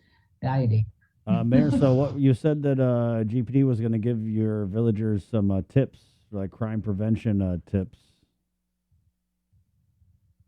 Yeah, especially with during the holidays, everything that was going on, on how to do like reporting. Where people would just put it on the neighborhood chat, but they don't call it into GPD. Aye. Stuff like that. And then there was a lot of concerns too about the homeless individuals. We had a few business owners, property owners, that were there, that are constantly, being, their place has been burglarized or, just vandalized. And so, they were able to talk to the officers on, how to keep them away, and, on the reporting part, and what they can do to make sure that, people, they don't just chase them out, leave. As soon as the police officers leave, then these individuals come back. So, there's all those concerns that their questions were getting answered, and that's what was really important. And it was well attended. Mayor, you when we talked about this meeting, you mentioned response time was a big concern with your residents there in Tatuha. What did GPD say about how long it takes them to respond when people do call 911? They did mention about, the many things that are going on, and, they tried to get to different scenes, right away. But, sometimes they're dealing with another situation. So many could be going on at one time. And, I don't know if it's because not enough officers, but they did assure them that, that as soon as like one cleared, or, they'll get there to it. But they apologize, I know, for like response time if it wasn't fast enough, but they're doing the best that they can. Thank you, Mayor. You're welcome. That's it, right? Okay. Well, I just want to say thank you. Kudos to all the wonderful volunteers that have been coming out to assist with all the illegal dumping. We just had the I Love Guam campaign group with Fusion Tavern, the Tumong group, and our sister squadron from Anderson, the 36th Communication Squadron. They just came out last weekend to do trash pickup and cleanup around the Pertuman area, and going behind Boy Scouts, that area there. Well, that's a bad area. Grass cutting was done. Even if Route 16 is a routed road, we do have volunteers with Tatua Incorporated that have been going out there cutting the grass along Route 16 up to the airport, our side of Harmon. That area was cut. And so, we're just really appreciative for all those that are coming out to assist in one way or the other.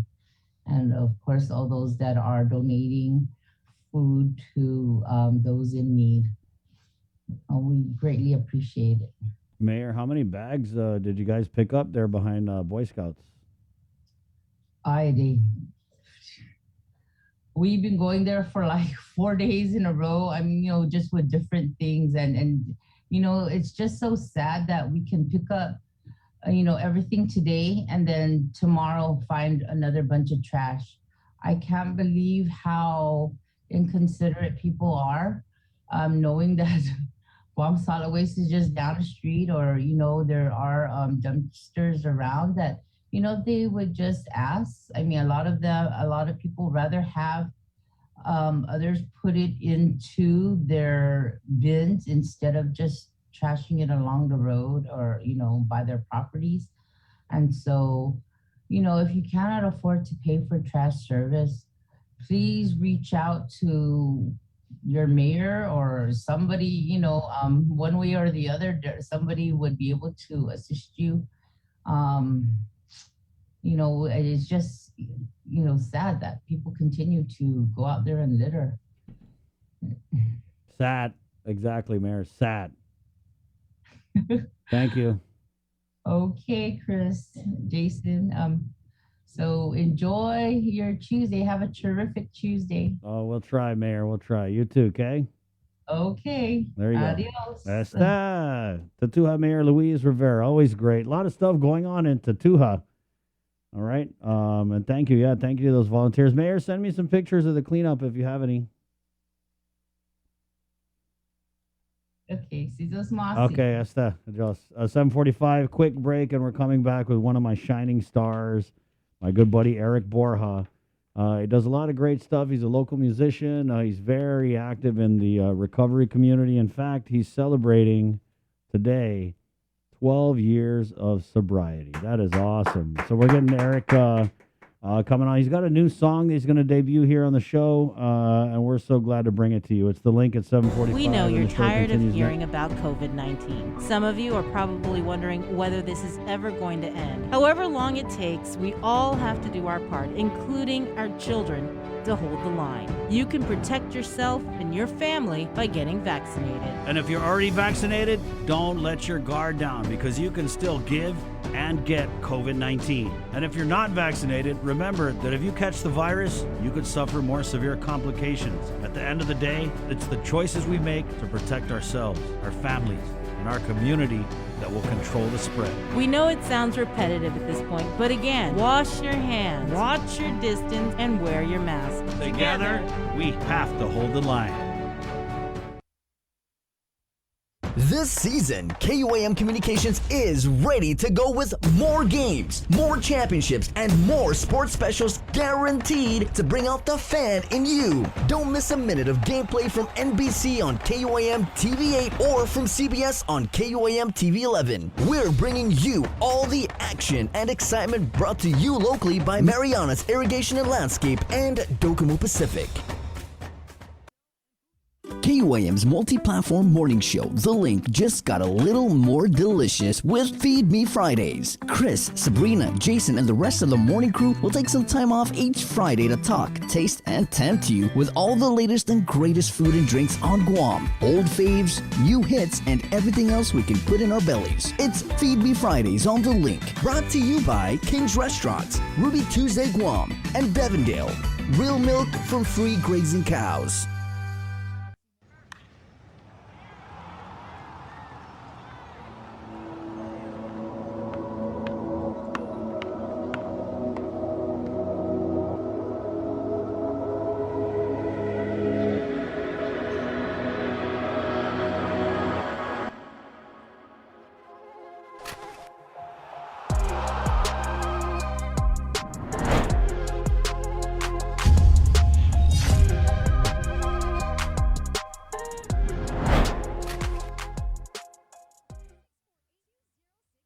KUAM Communications continues our perpetuation of our Chamorro culture, language, and heritage, with features available to our listening and viewing audience, including streaming of Chamorro music 24 hours per day on Isla Digital Radio on KUAM.com and the KUAM News app. Chamorro News Update, weekdays on The Link and the KUAM News YouTube channel. Conversations about life in our Chamorro language podcast, Cuentos Tapoco, with Kin Conception, seasonal specials, shows, and other features highlighting the beauty of our language, culture, and history. It's a new era of our continued commitment to our Chamorro heritage. Isla, watch, listen, stream.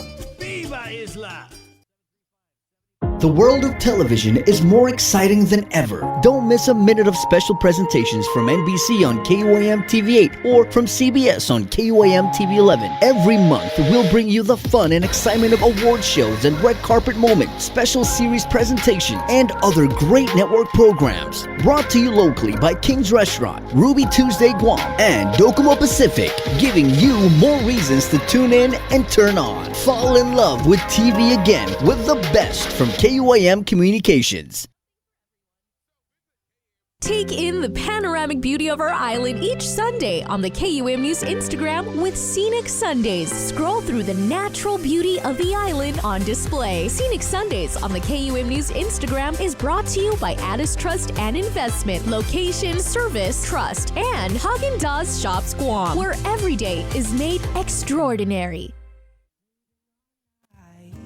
Waiting to find a reason for today. It is so hot, I cannot lie. Let's drink tonight. One beer, maybe more. Mixed drinks out on the floor. Beer jam to going crazy. One last drink before I go. So breathe every day. Appreciate everything you have. Don't waste any day, 'cause heaven can wait another day. Heaven can wait. Heaven can wait. Heaven can wait. Good morning, Pacific Points, Cabo Enterprises, ITN, and Jack in the Box. It is 7:49. Testing by appointment only. It feels bougie, right? I mean, it shouldn't. They should just test everybody everywhere all the time. There should be a dude, Jay. There should be a dude popping up from under the table right now. It's like, hey, Chris, man, you want to get swabbed? It's like, hey, man, dude, let's go to the beach. Let's go grab a drink somewhere. No, thank you. I have an appointment. Right. Yes, I do. With Tiny URL. Who you calling a Tiny URL? Jay, what's the info to get your appointment? Yeah. So please do make an appointment, because that is the way that you need to go get tested. Apparently from now on. So it is tinyurl.com/COVID stops with me. TDEN testing site is available from 8 in the morning. So it opens in 10 minutes. 8 in the morning until 11. Then there's a 1 hour break where they can clean, sanitize, get ready for the next batch at 1 to 3. So new hours of operation, 8 to 11, and then 1 to 3 in TDEN. Once again, to make an appointment, tinyurl.com/COVID stops with me. Important thing to know, if you're trying to get a travel test, you will not be accepted. Yeah. Travel test is for bougie rich people, and you can afford it. It's $200 at the clinic. None of which are in this room right now. They're not gonna comp that for you. 752, and then also when you travel, it's a different kind of test that you get. So you can't like get your TDEN result and go to the airline and be like, hey, I got negative, because it's like you need a certain type of test result, right? Yeah. 751. Let's head into the KUAM News Link Zoom room where our good friend Eric Borja, Eric with a B, Borja, is standing by. Eric, good morning. What's going on? Good morning, guys. Good morning, my friend. Eric is one of my favorite local musicians. He is a guy who just, and musicians on Guam know, right? They know that for the most part, not going to get rich doing it. They know that it's a life. I know too. Just haven't been malfunction that people want you, they need you, and we use what's called the barter economy, right? Eric, hey, Eric, can you play? You do a couple videos for us, and I'll give you a Denancy, or can you do a song, and we'll give you some McDonald's coupons, or I'll get you back when you have something. So first of all, that's one great thing about Eric is whenever we do like a special or any kind of thing where we need a Christmas song or, an Easter song or a sobriety song, I mean, he'd never an issue. You know what I mean? And he'll always give like, hey, we need one song. Okay, here's 4.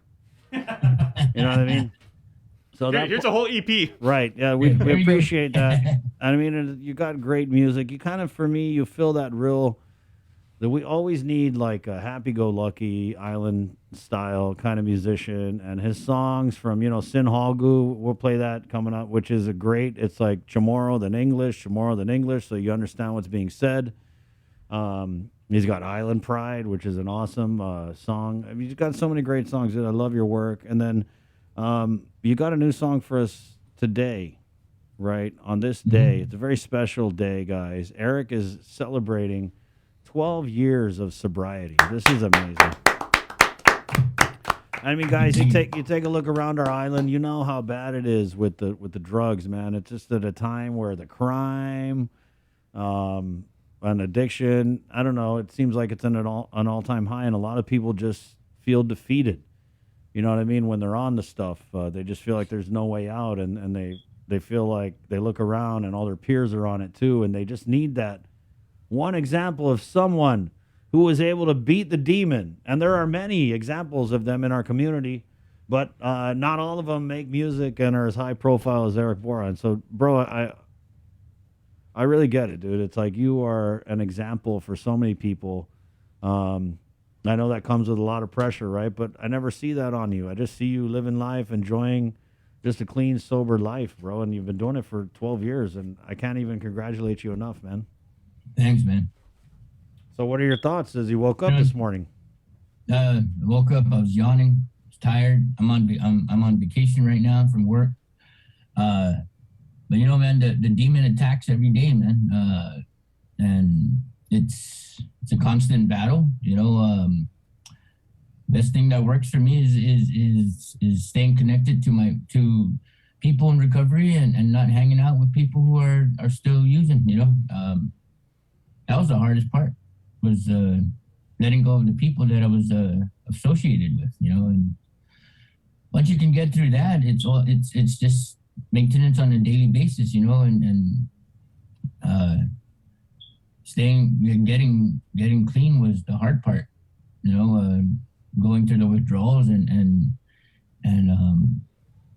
just finding that support, you know. Support was the biggest part. You know, I let go of my old support and found me new support. You know, and it's been manageable for this past few years. You know, just staying connected to the people that helped me move forward. Right, but then there's that other side of it, Eric. It's that each one reach one, right? Where you made it, right? I mean, it's an everyday struggle for you. You say it, you know. I mean, it's something you got to do every day to stay sober and to stay clean. And when you talk about shaking off those old ties, and I think that's the biggest thing on Guam, is you get someone who maybe it reaches a point where they got to go to jail, right? Yeah. And then they come back out, and then it's right back to the same people who are doing the same things. And it's so hard because we're on this island, we're all stuck here living together, and it really is hard to, like, for people who are in addiction to pick themselves up and remove themselves from that equation where everybody's tweaking or everybody's doing whatever on this side, and they just need a whole new slate. A lot of times on this island, they just can't do that because they try. They go to the store, they run into so-and-so that they used to, you know, turn the tube with or whatever, right? And so it's right back to it. So what's your word of advice for people who struggle to do that, to kind of like turn that new page and to leave behind those people? For me, it was a struggle. You know, I'm not saying it's not impossible. It is possible to get clean. I was one of those people that did not want to do it. I wasn't trying to do it. There was a divine intervention that happened, and the song kind of tells you what happened there. You know, everybody has their bottom, you know, and my bottom was getting ready to go to prison, and I wasn't willing to do that, you know. And the judge that I actually dedicated the song to, you know, told me, and I tell a lot of my stories, that the judge gave me one last chance to redeem myself, you know, and change my ways. If not, then I'll be spending some time in prison. And for me, you know, I've been to jail a few times, you know, and it's not a place I want to be at, you know, but the addiction was so strong that I still couldn't stop using, you know. So there's this thing where we have to find, for me, I was told I had to find my why. Why am I trying to get clean? Why am I doing this? And whatever. My why at that moment was, I didn't want to go to prison. You know, I didn't have no children at the time. I didn't have a family. You know, all I had was me. I had no responsibility. I wasn't paying bills. I didn't have rent to pay or nothing like that. And all I had to lose was me at the time, you know, and you know, for me, everybody gets clean on their own, you know, on their own on their own path, and mine was that I wasn't willing to go to prison, you know, and the judge told me I needed to change, and you know, it was, I'll tell you right now, I don't wish that pain on anybody, but the struggle at the beginning part of my recovery was so bad. Man, I fell into depression because it was like, it was sad. I had to let go of something that I loved doing. I loved smoking dope, you know, and getting high, and you know, I learned a lot from treatment when I went to treatment, and what inspired me and motivated me to not go back was majority of the time was I didn't want to go to prison. I didn't want to spend any time away. People were telling me there's a way to get out of this. You just got to do this. You got to stay connected to the people that are in recovery and find my why. So once I found my why, they told me what I need. You know, they were saying what I needed to do. They helped me to figure out what I needed to do. So there's a why and a what. Why am I doing this, and what do I need to do to get there? Well, you've been doing what you need to do for 12 years, man. And we're just so glad that you chose to share some time with us on this day that you're celebrating 12 years of sobriety. We're going to jump over to KUAM TV. We're going to play Eric's new song and close out this interview and get to your 8 o'clock newscast right here on The Link. We're KUAM FM, Agatni, Guam, on The Breeze, KUAM TV. Here we come. Good morning.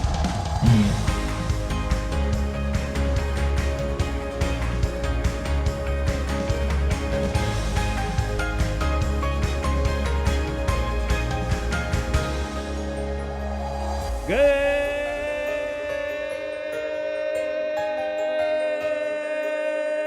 morning, Guam, and good morning, KUAM TV. Morning, Jason. Good morning. Good morning, Joe, sir. Morning. It's 8 o'clock. We're brought to you by Pacific Points, Cabo Enterprises, ITNE, and Jack in the Box, celebrating 12 years of sobriety, and he continues to do the work in recovery. Eric Borja joins us here. Good morning again, Eric. Good morning, man. Tell us a little bit about this song that we're going to play. This song actually wrote around 2011. I was getting, I just got out of treatment, and just thought I'd put a song together, you know, for a little bit of my journey through my early part of my recovery, and actually incorporated the judge that was giving me was handing me my fate, you know, my future in my life. And I got to actually sing this song in person to him when I went back to California and in San Diego on a drug court graduation at the same place I had treatment at. And the judge was actually retiring, and I was able to sing it to him, and I performed it at the graduation. Just finally got it in the studio last year, and you know, just a little story of my journey, you know, and in recovery. I also want to just give a shout out to Jason Burkhart for the production on it, and to all my friends and family that support me in my recovery, and also Kaha for making it possible to record this song, and the Office of the Governor through a grant that they gave me. You know, I'm gonna let the song explain itself. Right, Eric. I really enjoyed making it, man. It was I know fun. you did. Yeah. I know we've talked about this song before. Before I let you go, though, bro, I know you see the news every day. There's someone in the news getting caught with drugs, right? A lot of times it's the same old names, same old faces. I want you to just, if you could, I'll give you the floor. Say something to those people out there struggling with addiction. Show them that they can beat it. You know, addiction is a disease of the brain, and it's going to make us think that we can get clean on our own, man. And I found out the hard way that I needed help. You know, I get some help, man. There's places here that you can get help at. You know, Lighthouse Recovery Center, New Beginnings, and you know, if you're younger, Sanctuary's open. It's a deadly disease, man, and the first step is getting help. You know, accepting the fact that we need help, and you can do it. I have faith in anybody who wants to do it. You know, I was a person who didn't want to do it at first, but when I found out what the life can give me in recovery, I'm addicted to that now. You know, and I'm safe now. You know, and because of that life change, you know, get that support. Find the people who support you, and it's there. You just got to do it. Thank you, Eric. God bless you.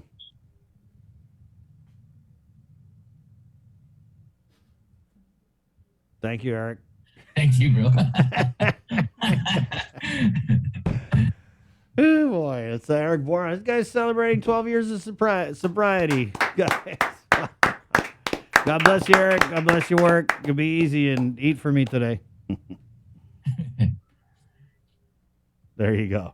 Eric with a C, Borja. And his new song here. Eric, what's the name of the song again? Sorry. No More Freedom. No More Freedom. And you got it right here on the link. Your 8 o'clock newscast is next. Good morning.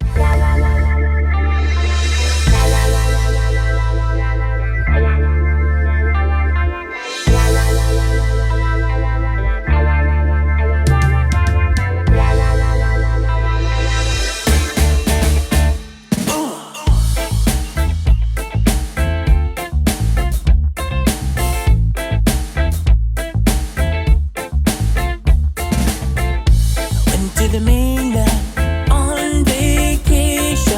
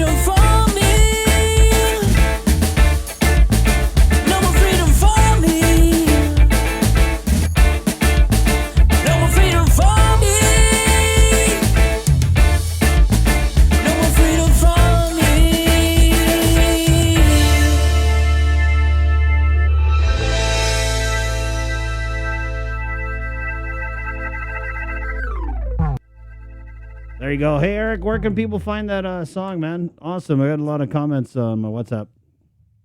It's actually available on all music platforms, Spotify, Google, Apple Music, YouTube. It's on YouTube right now, free for streaming. Anywhere you can find music, there's a whole bunch of different other ones that I subscribe to. So, and some stuff I never even heard of, but it's out there. Yeah. Actually, it's on Facebook also. It's on Instagram, Snapchat. Is it on All Tidal? that social media. So, yeah. Thank you, Eric. With one click, it's all over the place. That's it, bro. The technology is far away from burning CDs like we used to back in the day. Had to be there, guys. Thank you, Eric.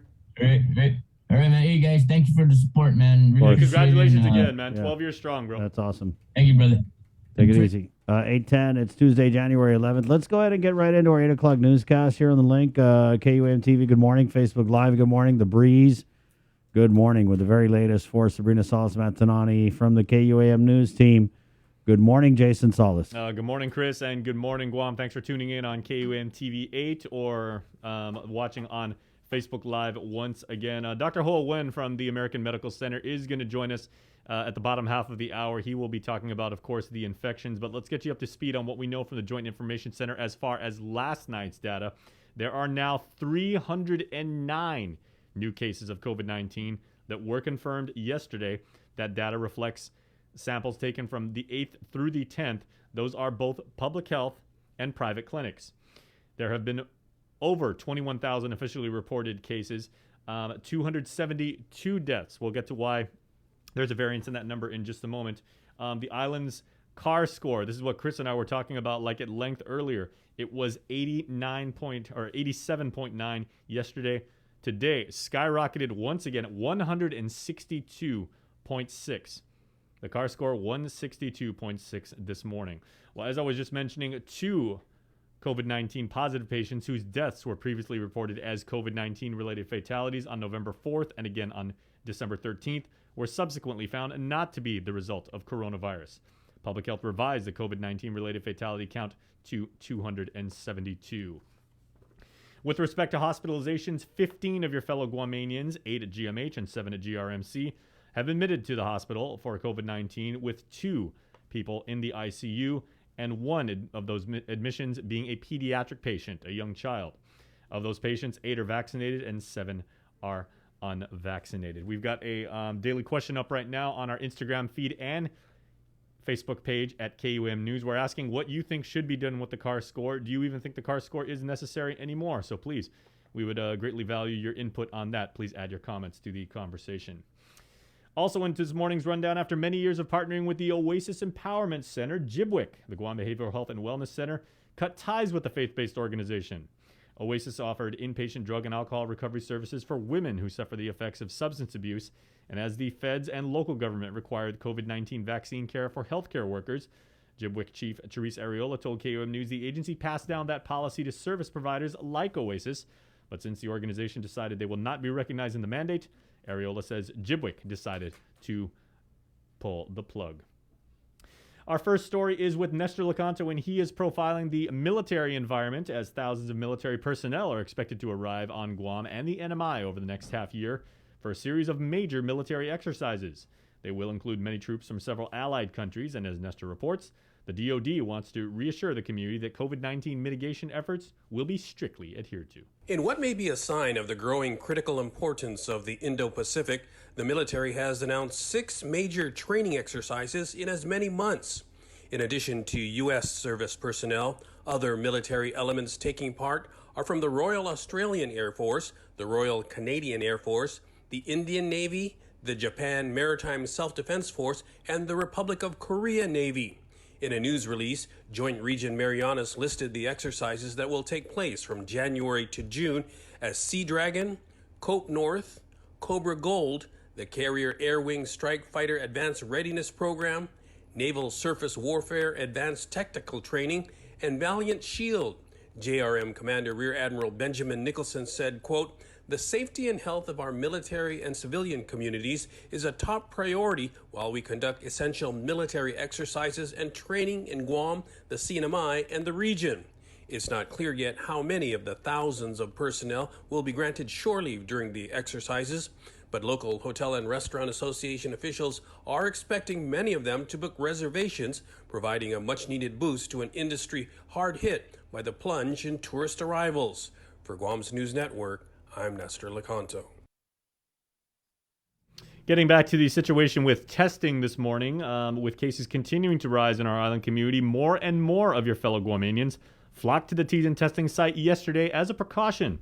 To reduce long lines, an appointment-based system was launched yesterday, but the lines were still stretched as far as the eye could see. Daniel Perez was on site and filed this report. As the demand for testing increases, Public Health has transitioned into an appointment-based system starting today. However, only a decent number of residents have scheduled an appointment, making the drive-up line longer. Public Health PIO Janella Carrera. This is our first day of using the appointment-based system, so we kind of anticipated that this may happen. People are still kind of receiving word about the appointment-based system, so we hope that in the next few days, maybe week, as people become more aware of the appointment-based system, this will start to smooth out. Since there are 2 lines now for testing, Carrera explained how Public Health is separating those with appointments and those without. We do have a partnership with the National Guard, as we have throughout the pandemic, but they are assisting us with the line. So what they're doing is they're going out to all the cars on the ATVs and the golf carts, and they're talking to all of them and finding out who are those that are in the line with the appointments. And so they're trying to separate it so that it becomes a little bit more efficient and more smooth. Some residents like John and Noreen Davis from Sinahanya knew about the appointment-based system and booked theirs over the weekend, explaining why they needed to get tested. I'm feeling okay. I just congestion.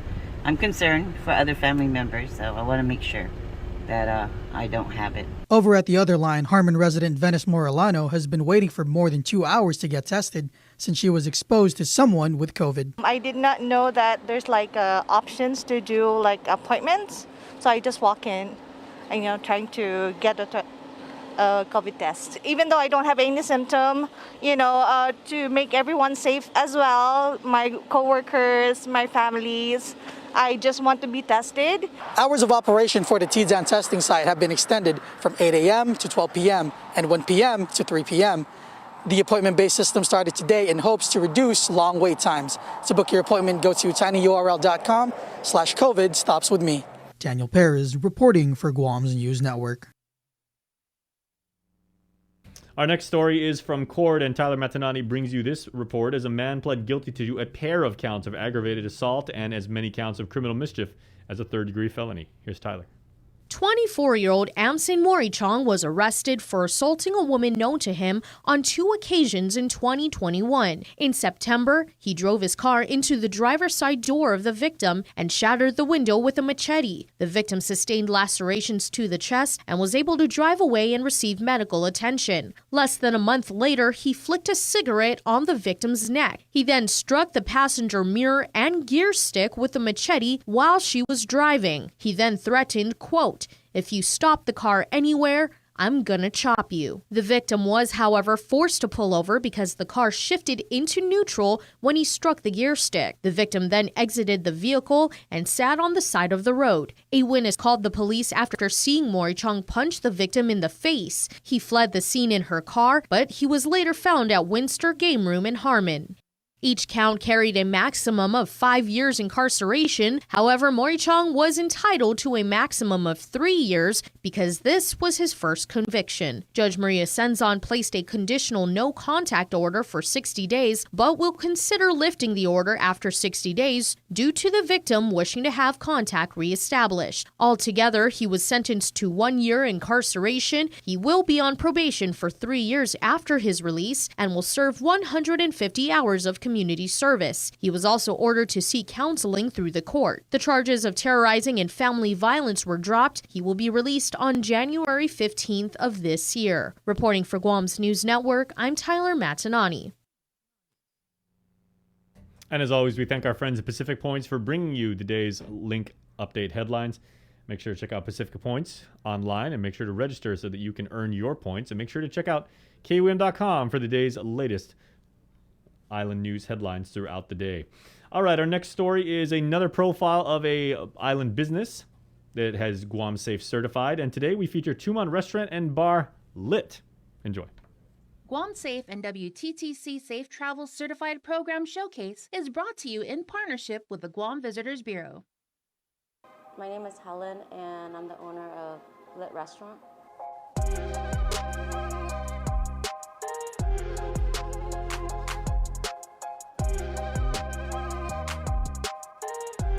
We want everyone to know that, we take this pandemic very seriously, and we're doing our part as best we can to protect not only the Guam community, but anyone traveling into Guam and into this establishment.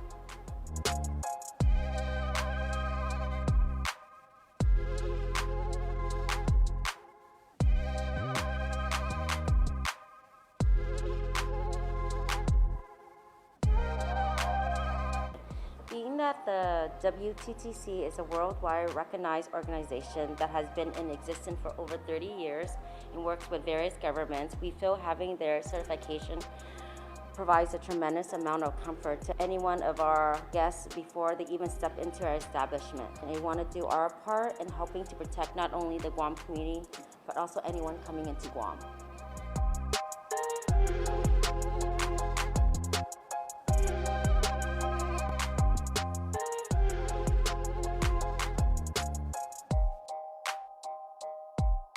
Any guests coming into our establishment, we have the temperature check, also along with the vaccination card.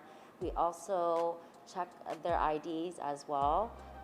That's just an extra step that we do to ensure that it's not anyone using anyone's vaccination card. Along with that, and our staff, they constantly wash their hands and they wear gloves too. We sanitize after every table, and they also wear their masks, protect not only themselves but also others. We do social distancing, and we also have a gun that we use at the end of the night as well. Guam Safe and WTTC Safe Travel Certified Program Showcase is brought to you in partnership with the Guam Visitors Bureau.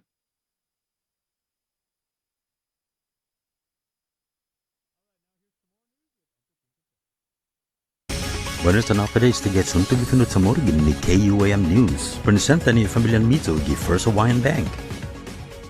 Ang 47 anos na tao sa mga sakit por masustete ni na di-schedule to na control substance. Tentensyon niya sa parufan entrega sa parufan dispatsa. Gide sa tigi nero polisiya gini Guam Police Department sa mga pamaparay kareta siya gi Alligator Road giza dededu. Anay marapara uno na driver na si Rodolfo Palma Oralo no gaya zu Warren in arresta. Anay marekonor si karitan niya masoda ni polisiya dos na plastic bag no sa gwanin ni methamphetamine o to siya ni mantay sa nalum na plastic bag unto mong kristad dan pesadod. Sigon ni dokumento ni Koti librana ibineno sa kasi 2 onzas no balin 8,000 pesos como mebendi gi 150 kada grama. Mapok pas makandalo si Oralo.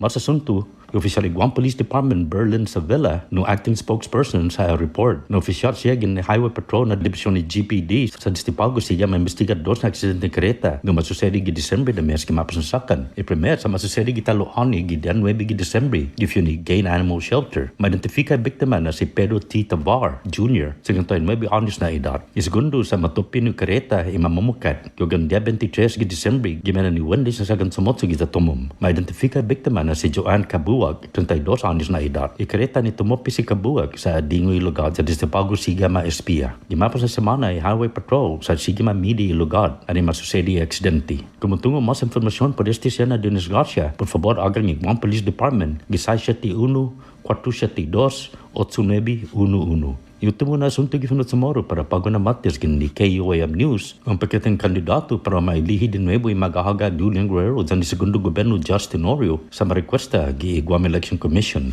Ano gi GEC na campaign chairperson para si Luan Josh, si Francis Santos sa marequesta gubernatorio na pakitin eleksyon sa ma-entrega into electronic na manera. Gua siya esta fundraiser masusedi gi durante ni pandemic. Loilan guahan sa ma-expresa na primer biyahe na David Yumafai financial na record i campaign siya sa 10 días antes di primary na eleksyon. Iofsinan Jim Moylan sa man requesta Loki Paketi para senador no Republican. Mas naman requesta Paketi kandidatong senador sa si Vincent Borja dan si Ken Leon Guerrero ni Malago Loki 2 gi 2020 na eleksyon. Mas talo requesta senatorio na Paketi sa si Nonito Blas. Paketi siya para kandidato ni Malago sa sina matsuli gi opisina ni GEC gi sa Okat Tamuning. Pat sino gec.guam.gov gi internet. Sinon agang Loki GEC para mas informasyon gi 671-477-971 para Guam News Network. Guau si Ken Conception. Yasuto Finut Samoro sa presenta sa ninafatto ni Familian Mizugi First Hawaiian Bank. Say hello to the First Hawaiian Bank mobile app, where you get smart insights into your finances so you can make smart decisions with your money. With a daily personalized feed, you can compare your monthly income to spending. That's better. Discover where your money is actually going. You might be surprised. See what's essential and what isn't. The more you use the app, the smarter it gets. With insights from the First Hawaiian Bank mobile app, it all starts with yes. Hey, good morning. That's Chamorro News with Uncle Ken Conception, brought to you by First Hawaiian Bank. Coming up, Dr. Hole Wen, the former Physicians Advisory Group chairman. We've got Senator Sabina Perez also on the way. But let's go to the phones real quick, where we have a lady on the line. We're talking about the car score this morning, ma'am. Good morning. Thanks for joining us. Good morning. So, Jay, the car score, yesterday it was 89.7. This morning, 162.6. So it doubled. Nearly, yeah.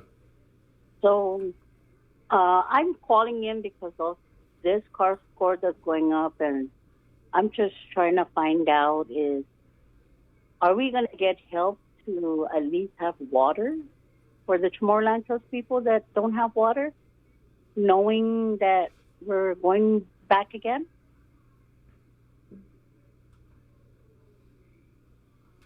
So basically you're saying, ma'am, that the car score is way up. The governor said to prepare for the super typhoon of Omicron, which is here already. And then one of the main things they say, the 3 W's. Right.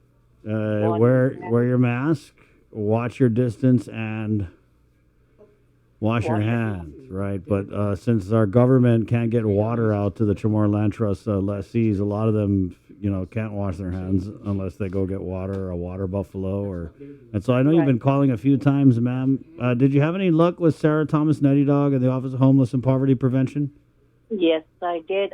She's actually helping me for other things. It's just that I'm just waiting for a word back to see about the water buffalo. Mm-hmm. And I'm just checking about the homeowners for the Chamorro Land Trust. Because, Sarah and Underdog, they can do, because I know they're doing like like they get help other people for poverty for like donations and stuff. Right. But I'm just wondering, did they ever help Chamorro Land Trust, like to give them anything for infrastructure or anything like that for the Chamorro Land Trust people, for homeowners, for utilities or anything? Ma'am, not that I'm aware of, but I do know of one instance where I think the Office of Homeless and Poverty Prevention did give some type of assistance to a Chamorro Land Trust lessee. What area are you at, ma'am? Is there a lot of other lessees around you?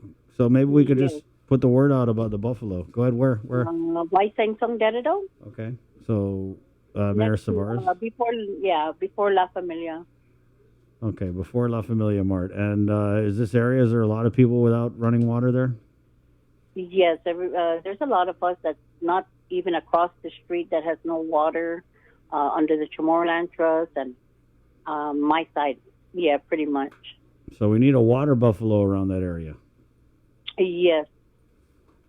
All right, so we'll put out the call to the mayor. Jay, maybe Jay can shoot Mayor Savars a text to hopefully get a water buffalo. You're right, though, ma'am. We got to do more. I know that the senators, and part of their American Rescue Plan, spending plan, they wanted to put, I want to say it was like $25 million to Chamorro Land Trust for exactly what we're talking about. Surveys, infrastructure, getting the water, the sewer lines out to you guys' property.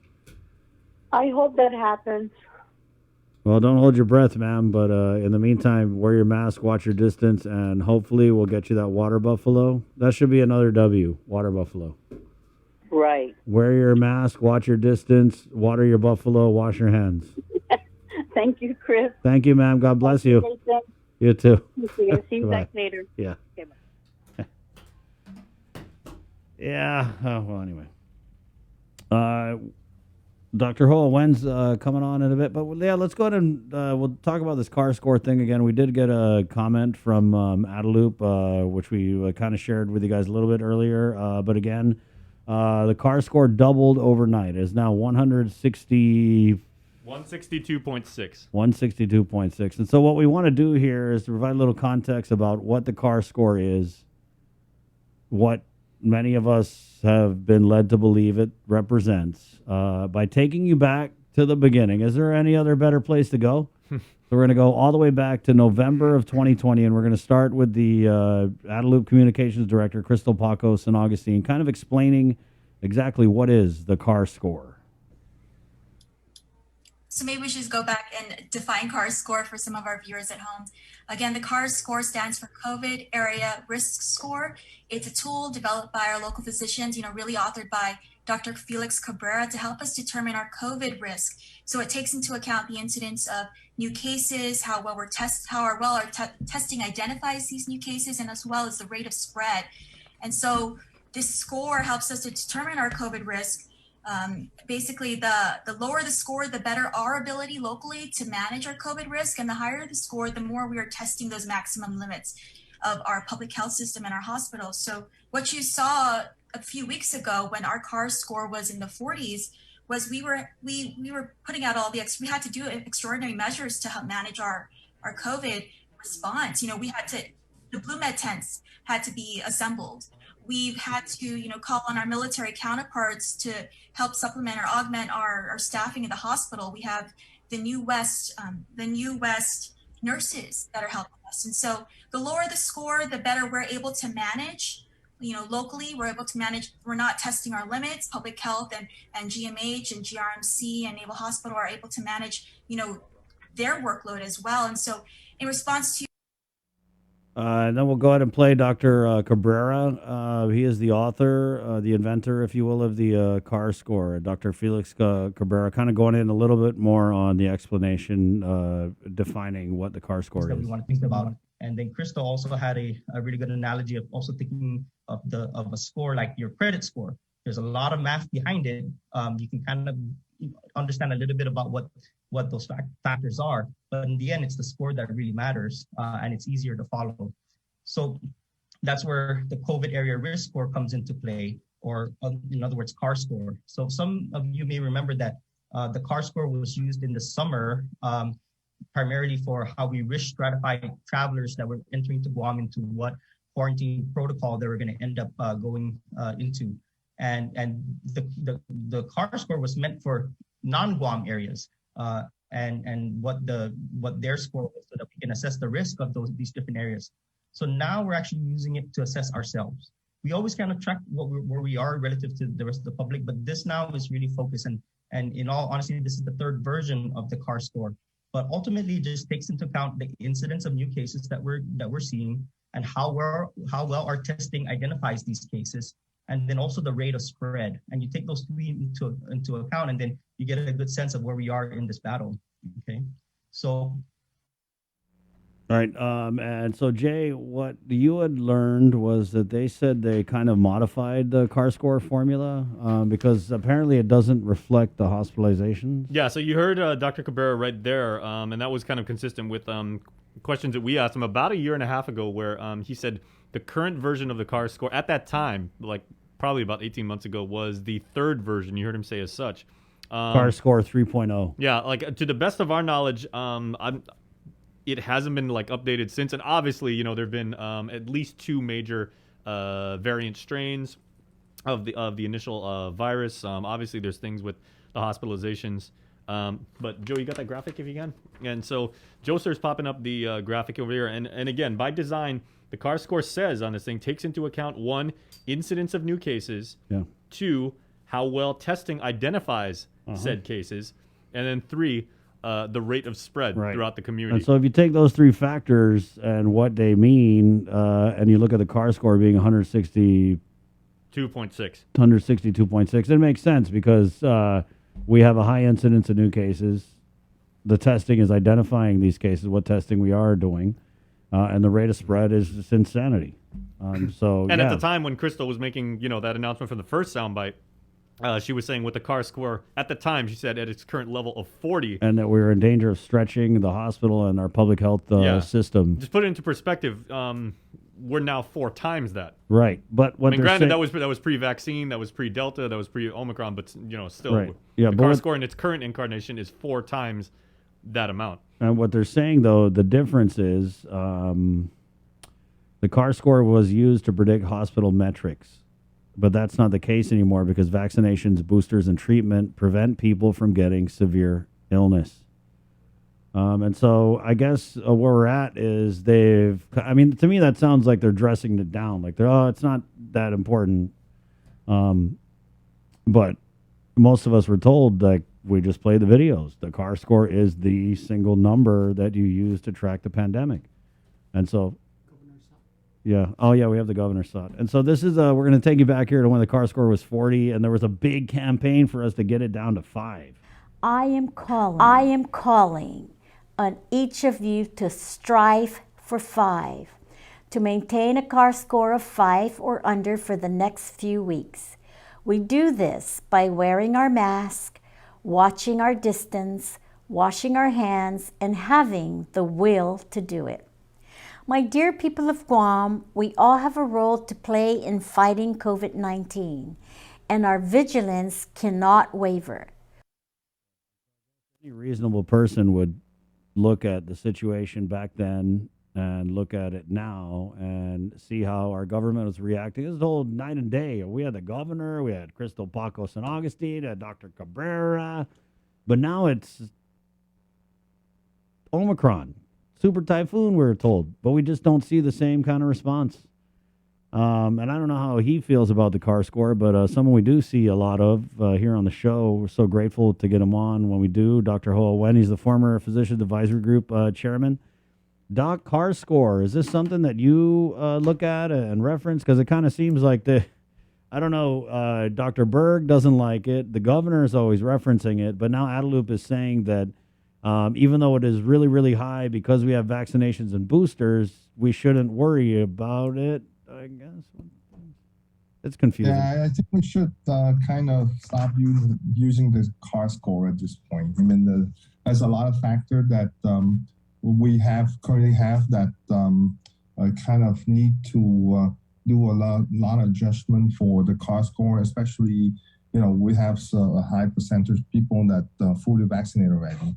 So I think we just have to follow the rate of positivity in the community and just follow that daily and weekly. And also we have to monitor the hospital. That's all we have to do. But I think the CAR score kind of really throw people off a whole lot. You go from less than 5 to 160 something 7 in about a week to 10 days. It just doesn't make any sense. So I don't like it either. What do you think it is, though? Why do they keep using it? I feel like it's something as simple as, like, they don't want to look dumb. Like, we made this number, and it's a 1 number, and you got to check this number, and now we don't want to really reference that number anymore. I mean, what's so bad about it? Just say, hey, it's a different time. Like they're saying, oh, it's supposed to reflect this, supposed to reflect that. So 160 doesn't mean the same thing that it would mean, 2 years ago. So if that's the case, then chuck it. Yeah, I think the time change and as the more we learn about this COVID infection, and the variant change a whole lot. So I think that as things change, we have to change the way we do things, and we got to drop certain things that no longer make sense for us to monitor. So I just look at it and say, oh, wow, but that's it. But the really I'm looking for is the rate of positive out there and also the hospital admission. That's the most important one. And the hospital admission is usually about 10 days, 2 weeks behind. So we need to keep our finger crossed that it doesn't go up because we have triple digit now for at least a week now. So we have to be careful. But I tell you, this is Omicron. It's not the Christmas gathering. This is not the New Year gathering. This is Omicron, because we see the infection so rapid out there that it's really crazy. You know, as I tell you on the chat yesterday, that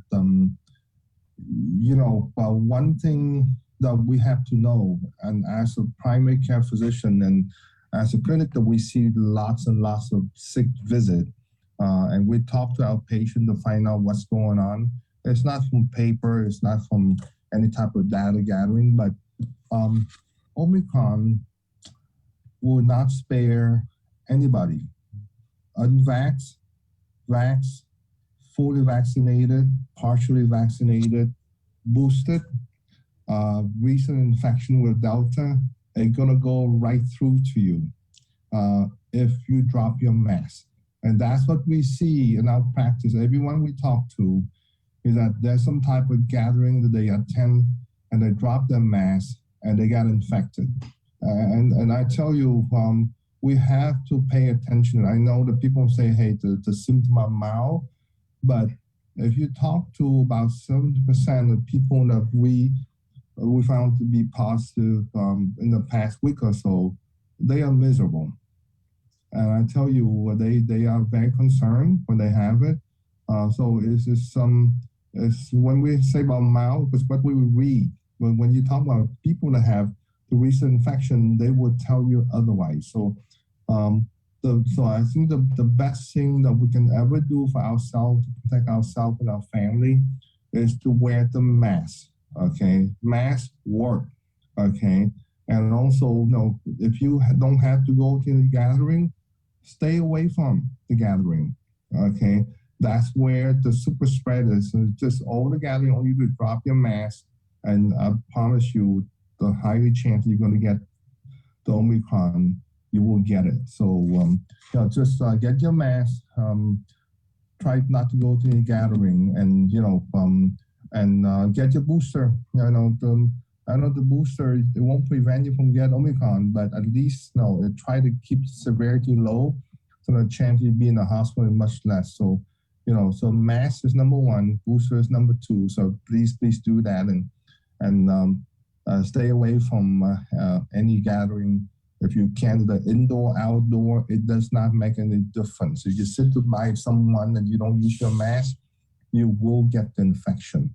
And so, just be careful. We're going to go through this. The number will get higher. So just protect yourself and your family, please. Doc, can we just go back a little bit? So Friday, Public Health announced that for the testing, and I know that we've talked about testing. We talked about preparing for this super typhoon Omicron. You were the guy who said, hey, they got to make the testing more available. They were doing it 3 hours a week last week. The governor was on our news saying that they were going to increase the hours of testing starting this week. They did, but granted, they did it with an appointment-based system. And so they announced this on Friday. Come Monday morning, total malfunction. Everyone shows up, no clue what's going on, of course, because the messaging is miserable. The Public Health said, we anticipated this because we didn't tell anybody about it. Do you think that was a good time to kind of switch to an appointment-based system, or should we be trying to make testing easier for the people, not the government? I don't know. Yeah, I think that, on the middle of upcoming surge, I say upcoming because we just see the beginning. I think that by appointment is not a good thing to do. I think we should make the testing much more available to encourage people to go out and get tested. But but to put appointments, some people they don't take the time to make the appointment, or they're going to delay the test. So I would say that there's different ways to approach this by, there's close contact line, there's a symptomatic line. So you have to devise some different way and just encourage people to go out and get tested, but not by appointment basis. I hope that they don't turn anyone away if they don't have an appointment. I don't think they do turn people away, but I'm glad that appointment are not our testing is much longer now. So thank you for doing that. So they give people time to to get that test throughout the day. But yeah, I would continue to extend the hours, do 6 days a week, but probably create a different way, like I say, the one that you're really looking for, the symptomatic one. So rather appointment, just, have a line for people that have symptoms. So that way they can get tested and isolate themselves. With the close contact one, more likely, if they most likely be negative, but the symptomatic one, you really catch them. So should be a special line for symptomatic patient. Doc, I know you kind of talked about what you're seeing at the clinic a little bit earlier, but just in talking to people I know, it sounds like a lot of people are sick, and not Yes. all of them are going to get tested to know their status. But just in talking to people, I'm talking to people where it started with auntie, and then the whole family got it, even the kids. Hearing this like all the time. So what are you guys seeing and hearing? Yeah, we have quite a few phone calls of people do the home test that they are positive. I'm not sure those home tests, they report that public health or not. There's quite a few of home tests positive there at home. And when they call, we ask them to isolate themselves at home. But regarding sick visit, yeah, I think that the three main clinics, AMC, SDA, and FHP, we see an uptick on the sick visit.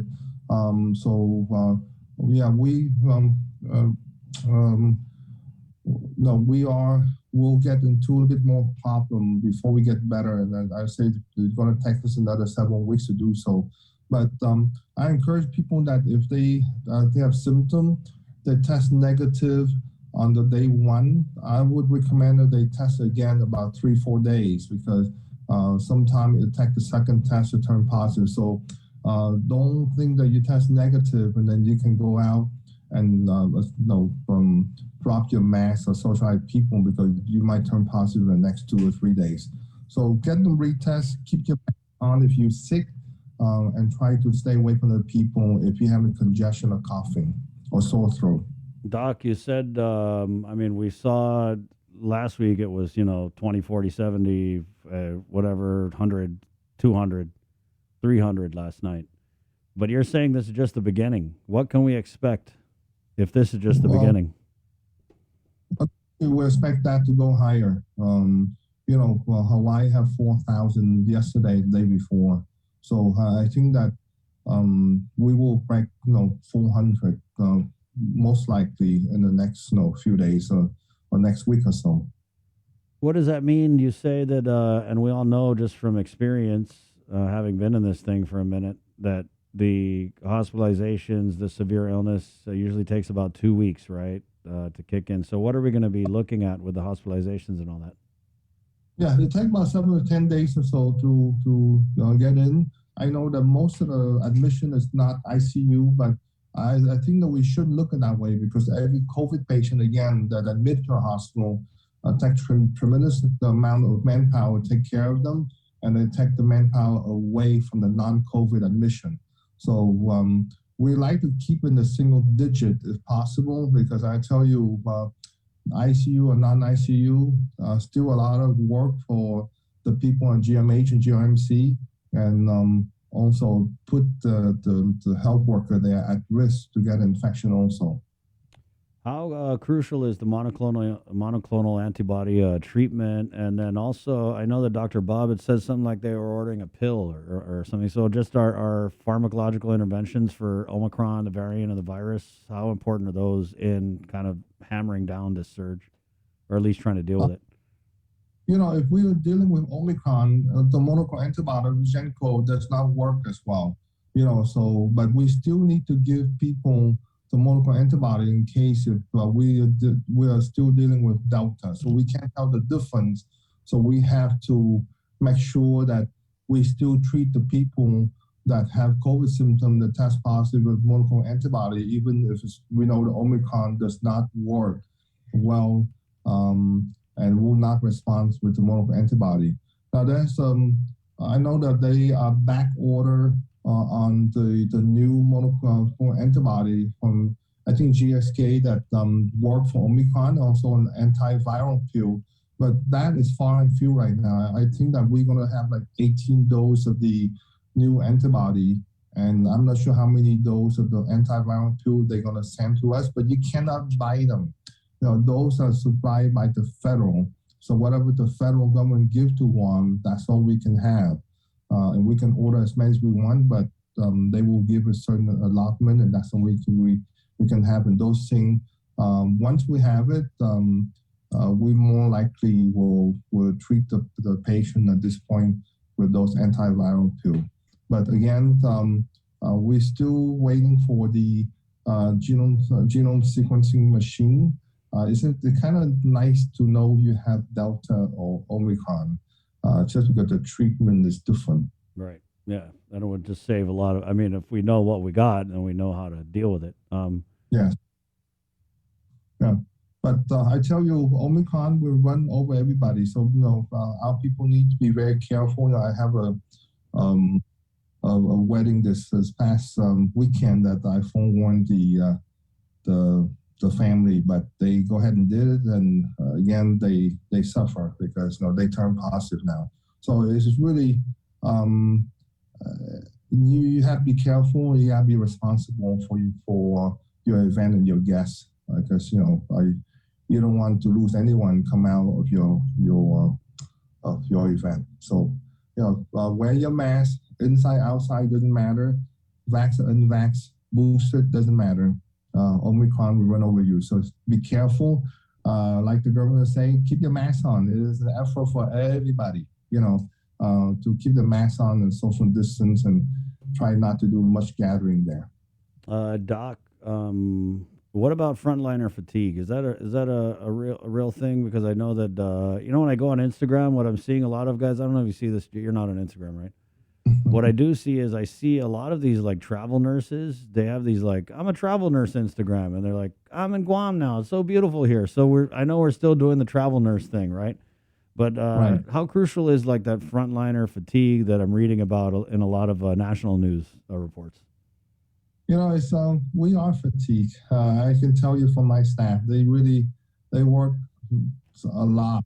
And they take a lot of risks. There's the hospital, GMH, GRMC, and they are tired. But they still try. I know that every healthcare system, including GRMC and GMH, and even our clinic, we do lose some critical healthcare provider already, just because they have COVID. So when you come in a shortage manpower and you have to take care of a surge of non-COVID patient and COVID patient, they're gonna be very tired. So sometimes they kind of short fuse and treat you not as nice. Just to understand that they've been through a lot. So it's been 2 years already, and they keep facing the same problem every day. So I would say that if you see the healthcare worker, just be nice to them and say thank you for what they do. Because I tell you, they go through this every day. You get sick with COVID for a week to 10 days, you get over. But these people, they're dealing with COVID every day in the past 2 years. So my hats off to all of them. And thank you for taking care of the patient. Thank you, Doc. Appreciate it. But the one thing, Chris, you have to be reading the isolation quarantine new guideline very carefully. I hope we'll talk to some of the PAC members, try to change a little bit. But right now, I'm very confused. And as I told you before, when this Omicron hit, you have to have a very clear, simple guideline for isolation quarantine. And right now, that isolation quarantine, when I read it last night, I said, wow, it's very confusing. We are to a hybrid system. We didn't follow CDC guideline completely. And we to a hybrid that's very confused for the provider, very confused for public health and the normal people to really look at that and say, wow, where am I fitting to this thing? So they need to kind of simplify the isolation quarantine guideline. I was looking for a doc. Yeah, I agree. It's something like if you're unvaccinated, touch your toes, turn around 3 times, and then go to your room and look at the ground with a mask on. And then if you're vaccinated, it's confusing. You're right. Yeah, so the CDC say that, you have a vax, unvax the same. 5 days, and you can do that. But no, this our guideline really, you go to from symptomatic or asymptomatic, and you break down to the. Basically, Doc, when I read the guidance, it's like I got to be a doctor to figure out which freaking isolation protocol. So I need to decide if I'm asymptomatic, and then I choose my own adventure quarantine. That's what it reminds me of, Jay. It reminds me of choose your own adventure.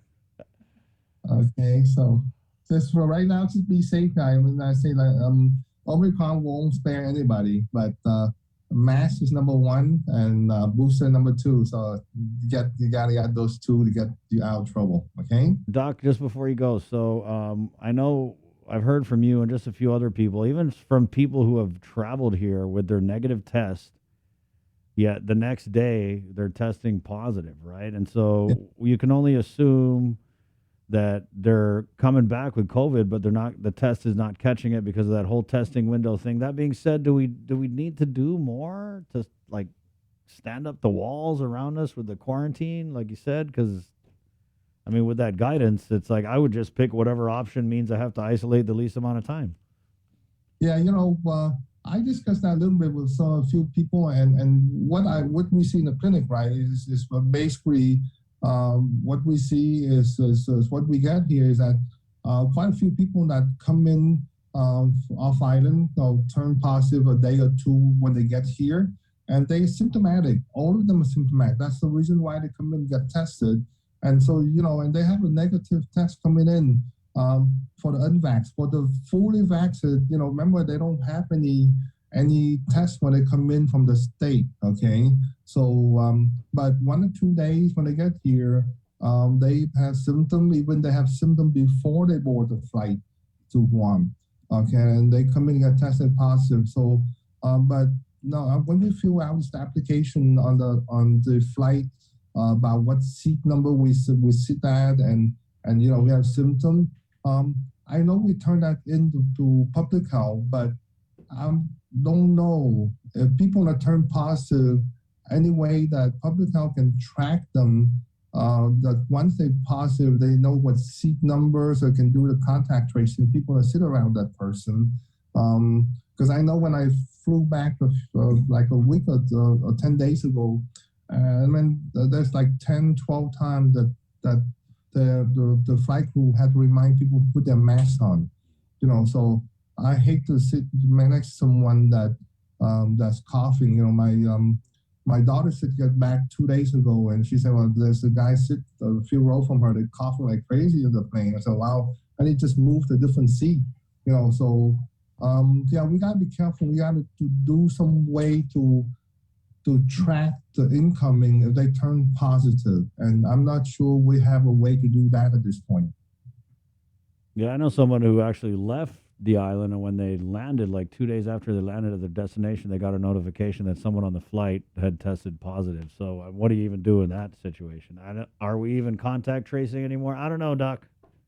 At this point, it's when there's so much positive, I think that they probably contact tracing on the main event, just like a wedding or some type of gathering.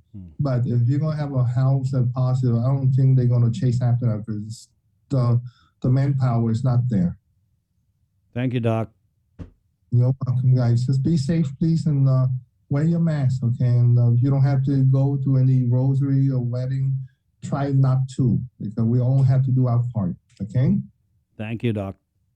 You're welcome, guys. All right, Dr. Hoa Nguyen. Hate to say I told you so. Right, Doc? I hate it when he's right, man. But he did say we need to ramp up the testing because Omicron is coming. It's just a matter of time. And here we are. At the beginning of what he says is probably for sure an Omicron surge. It's 8:58. We're going to take a quick break. Senator Sabina Perez is coming up right here on The Link, brought to you by Pacific Points, Cabo Enterprises, IT&E, and Jack in the Box. Good morning. We know you're tired of hearing about COVID-19. Some of you are probably wondering whether this is ever going to end. However long it takes, we all have to do our part, including our children, to hold the line. You can protect yourself and your family by getting vaccinated. And if you're already vaccinated, don't let your guard down because you can still give and get COVID-19. And if you're not vaccinated, remember that if you catch the virus, you could suffer more severe complications. At the end of the day, it's the choices we make to protect ourselves, our families, and our community that will control the spread. We know it sounds repetitive at this point, but again, wash your hands, watch your distance, and wear your mask. Together, we have to hold the line. The Culture Club returns to KUM Digital and KUM News Weekend Edition, highlighting Guam's young artists, activists, and crafters as they work to protect, preserve, and promote our Tomoto culture. Watch this weekly feature on the digital platforms of KUM News Weekend Edition, brought to you by Hanum, the freshest bottled water made in Guam.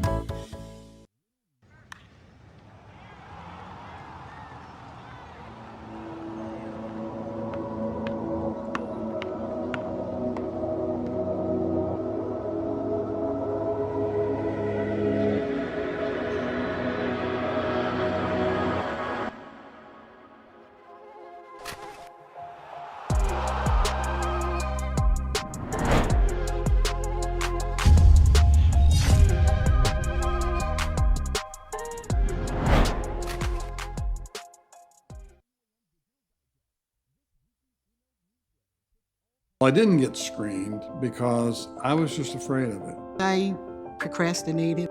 I didn't have any symptoms. I didn't have insurance. I didn't want to know. There were several services that was available to me. I got a mammogram. Colonoscopy. I know in my heart that early detection saved my life. And I just tell people all the time, please go get screened. KUAM's multi-platform morning show, The Link, just got a little more delicious with Feed Me Fridays. Chris, Sabrina, Jason, and the rest of the morning crew will take some time off each Friday to talk, taste, and tempt you with all the latest and greatest food and drinks on Guam. Old faves, new hits, and everything else we can put in our bellies. It's Feed Me Fridays on The Link, brought to you by King's Restaurants, Ruby Tuesday Guam, and Devondale. Real milk from free grazing cows. Let us know what's up on our KOM News WhatsApp tip line at 671-727-0094. Share information about what's happening in your town, on Guam or the Sinamai, and what you want us to know. Reach us on WhatsApp at 671-727-0094. Take in the panoramic beauty of our island each Sunday on the KUM News Instagram with Scenic Sundays. Scroll through the natural beauty of the island on display. Scenic Sundays on the KUM News Instagram is brought to you by Addis Trust and Investment, Location, Service, Trust, and Haagen-Dazs Shops Guam, where every day is made extraordinary. The world of television is more exciting than ever. Don't miss a minute of special presentations from NBC on KUAM TV8 or from CBS on KUAM TV11. Every month, we'll bring you the fun and excitement of award shows and red carpet moments, special series presentation, and other great network programs. Brought to you locally by King's Restaurant, Ruby Tuesday Guam, and Docomo Pacific, giving you more reasons to tune in and turn on. Fall in love with TV again with the best from KUAM Communications. Pacific Matters is a half-hour news, culture, and lifestyle show focused on issues that impact Guam, the Northern Mariana Islands, and the larger Pacific region. Join Tomas Magonia every Monday to discuss politics, trends, and take a deep dive into the issues changing our island home, because what happens in the Pacific matters.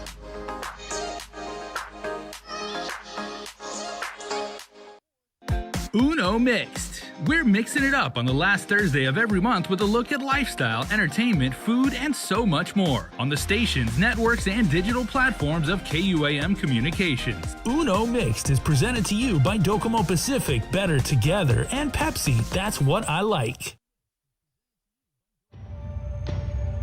Listen, watch, and learn from the daily Tomorrow News updates from KUAM News. Catch them on The Link during the 8 o'clock hour, streaming online on Isla Radio, or on the KUAM News YouTube channel for your convenience. Tune in and stay informed, all while preserving our precious culture through the daily use of our native Chamorro language. Tomorrow News updates are brought to you by your familia at First Hawaiian Bank. KUAM Communications continues our perpetuation of our Chamorro culture, language, and heritage, with features available to our listening and viewing audience, including streaming of Chamorro music 24 hours per day on Isla Digital Radio on KUAM.com and the KUAM News app. Chamorro News Update, weekdays on The Link and the KUAM News YouTube channel. Conversations about life in our Chamorro language podcast, Cuentos Tapoco, with Kin Conception. Seasonal specials, shows, and other features highlighting the beauty of our language, culture, and history. It's a new era of our continued commitment to our Chamorro heritage. Isla, watch, listen, stream. Viva Isla!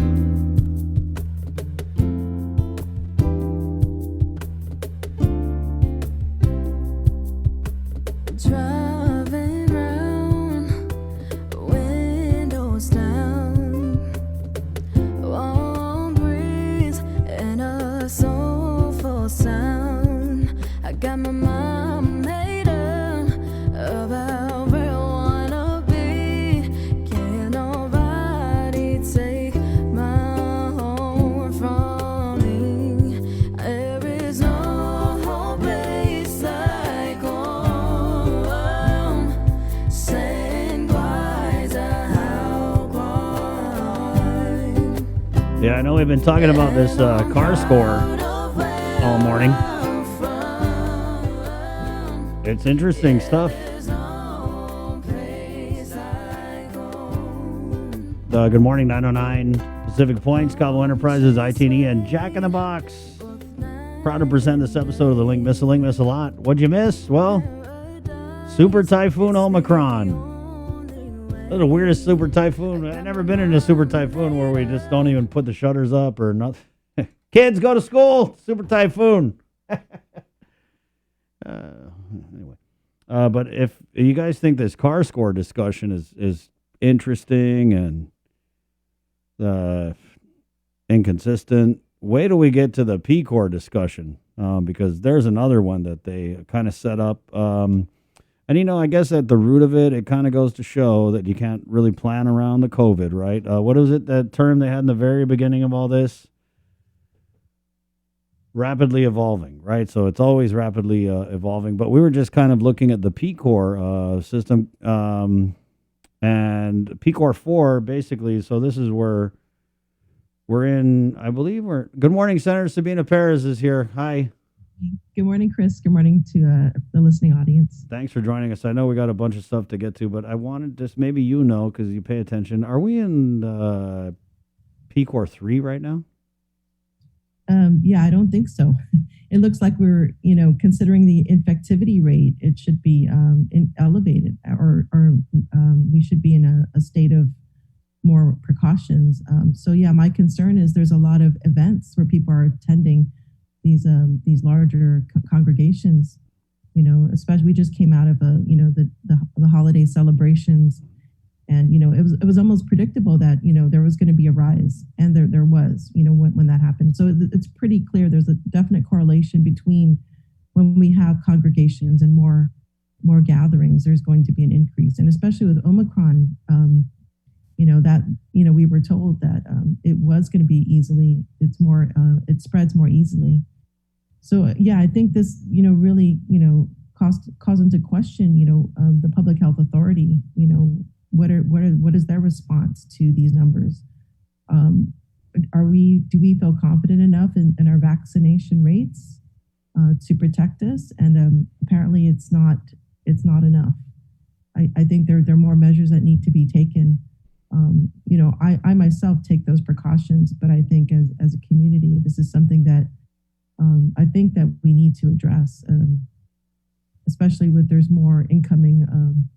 Even the military personnel from all over the world, Australia, Japan, India, UK, that is a cause of concern when we're having a huge congregation of people from not just within Guam, but coming to Guam. And what are the precautions that that are in place? And then also to add to that, the schools. Again, there are populations that have, especially the younger children who may not have been vaccinated, or, there are populations that have not been fully vaccinated. And so that there is that potential for more spread within the community. I think, it's always important to err on the side of caution, rather than, put our faith in certain measures. I think the more layers of protection that we have for our community, I think the better that we can come out of this. Guam is a small island, and as such, we are more vulnerable. If you look at larger areas in the continent, they can at least probably bear the brunt a little bit better than an island. And I think we have to take more precautions when it comes to protecting the health of our people, especially we're in a public health emergency. I think it's important to really take these numbers that are being projected every day, and it looks almost like it's an exponential growth when you look at the CAR score. That it means it's the infection rate is basically it's spreading through the community much more. It's concerning to me. Yeah, it's concerning to a lot of people, because the ramp up to it we saw it all over.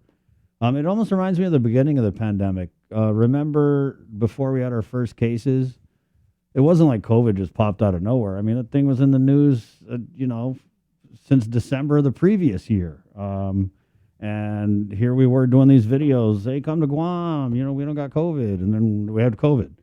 And so with this Omicron, it's like we had the governor saying it's a super typhoon, prepare for it. But then we didn't even ramp up the testing. Now we're making it more difficult for people to be tested. And then she said, prepare for a super typhoon, but then out of the other side of their mouth, they loosen the restrictions. They increase the gathering limit. And so when they say that Dr. Berg said they predicted this surge, well, it's because you allowed it by loosening the restrictions, even though you knew full well that Omicron was all the rage around the world and it was going to come here in a matter of time. So I agree. I mean, I never heard prepare for a super typhoon and then everyone just lays on the couch playing video. We don't do anything to prepare. I mean, when we grew up, if you're going to use the super typhoon analogy, I felt like it was a good analogy because there's a lot of us who have lived through a super typhoon. You know what you do during a super typhoon. It's a lot, not nothing.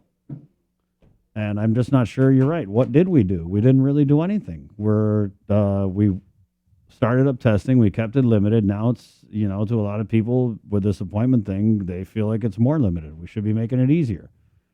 So again, it's the same thing with the CAR score. We get this doom and gloom, but then the response is not, so the people don't know how serious to take it. And to me, it just all goes back to the leadership and the woeful messaging.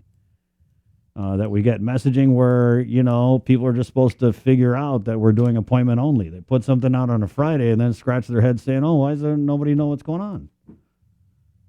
Yeah, and I think really like the hospitals, I mean, we only have limited capacity still, right? Despite the investment that has been coming into Guam. It's like they really have to weigh in, if these policies are going to be in place, do we have the capacity to help assist people? But I truly believe prevention is the best approach. We can definitely, it's better to prevent this from happening.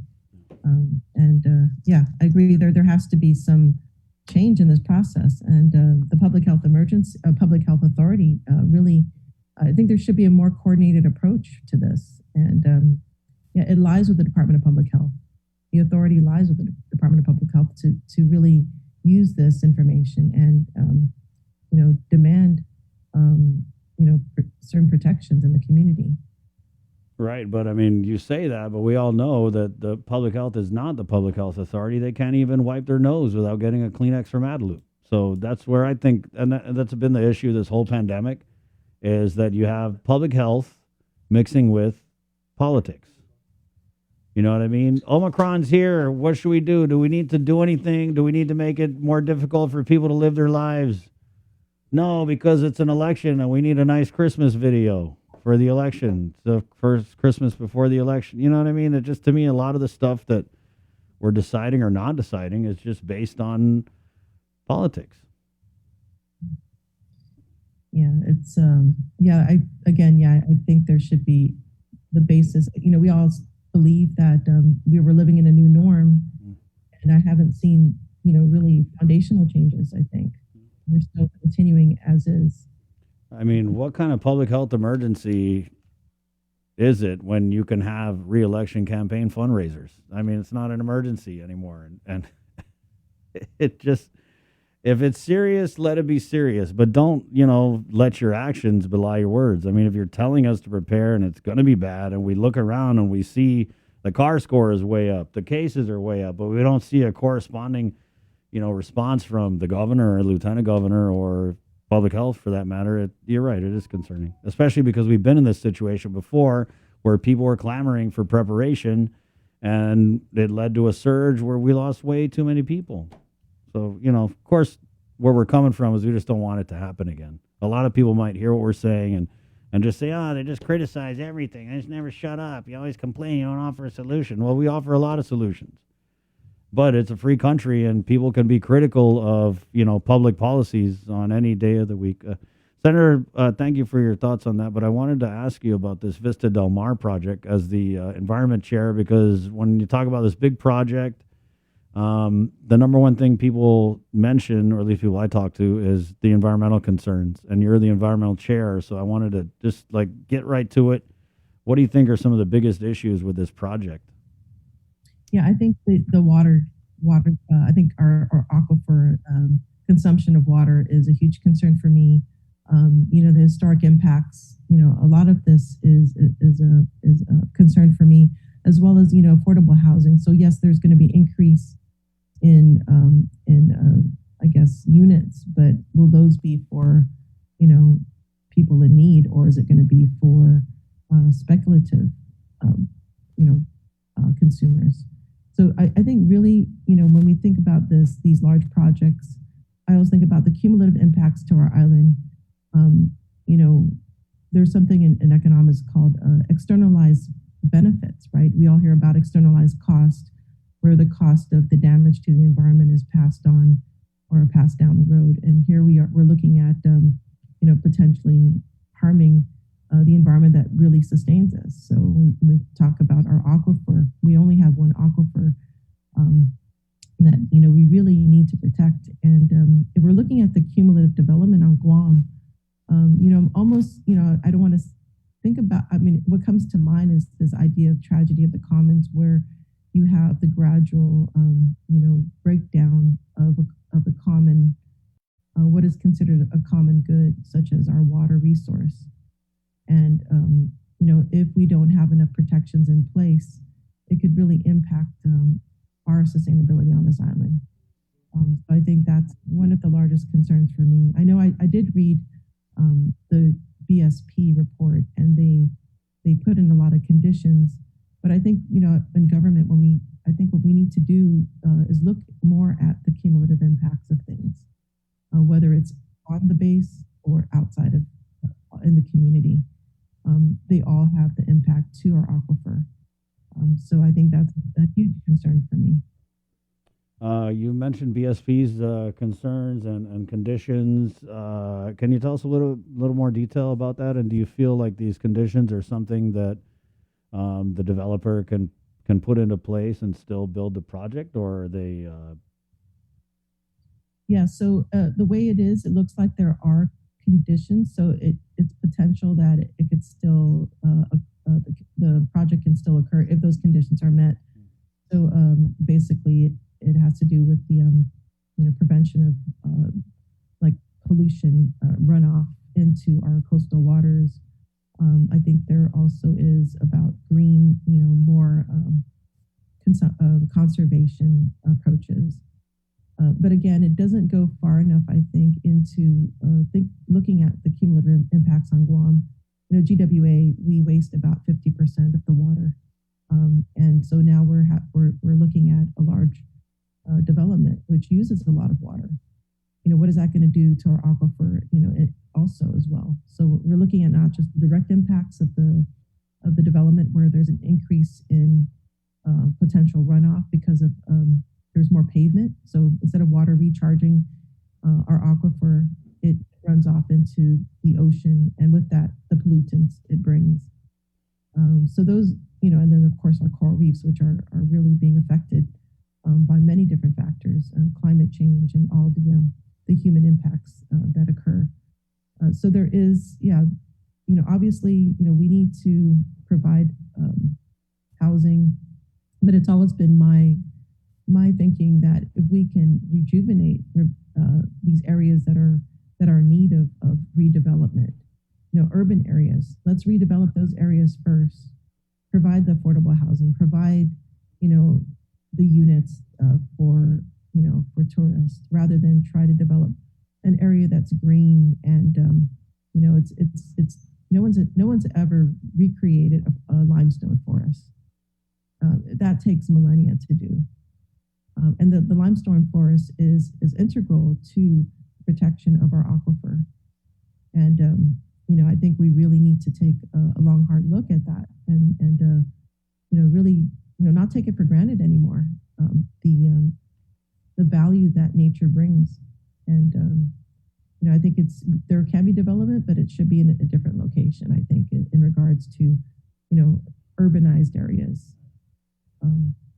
I know there's a lot of work that went into it, but I think that the site is problematic.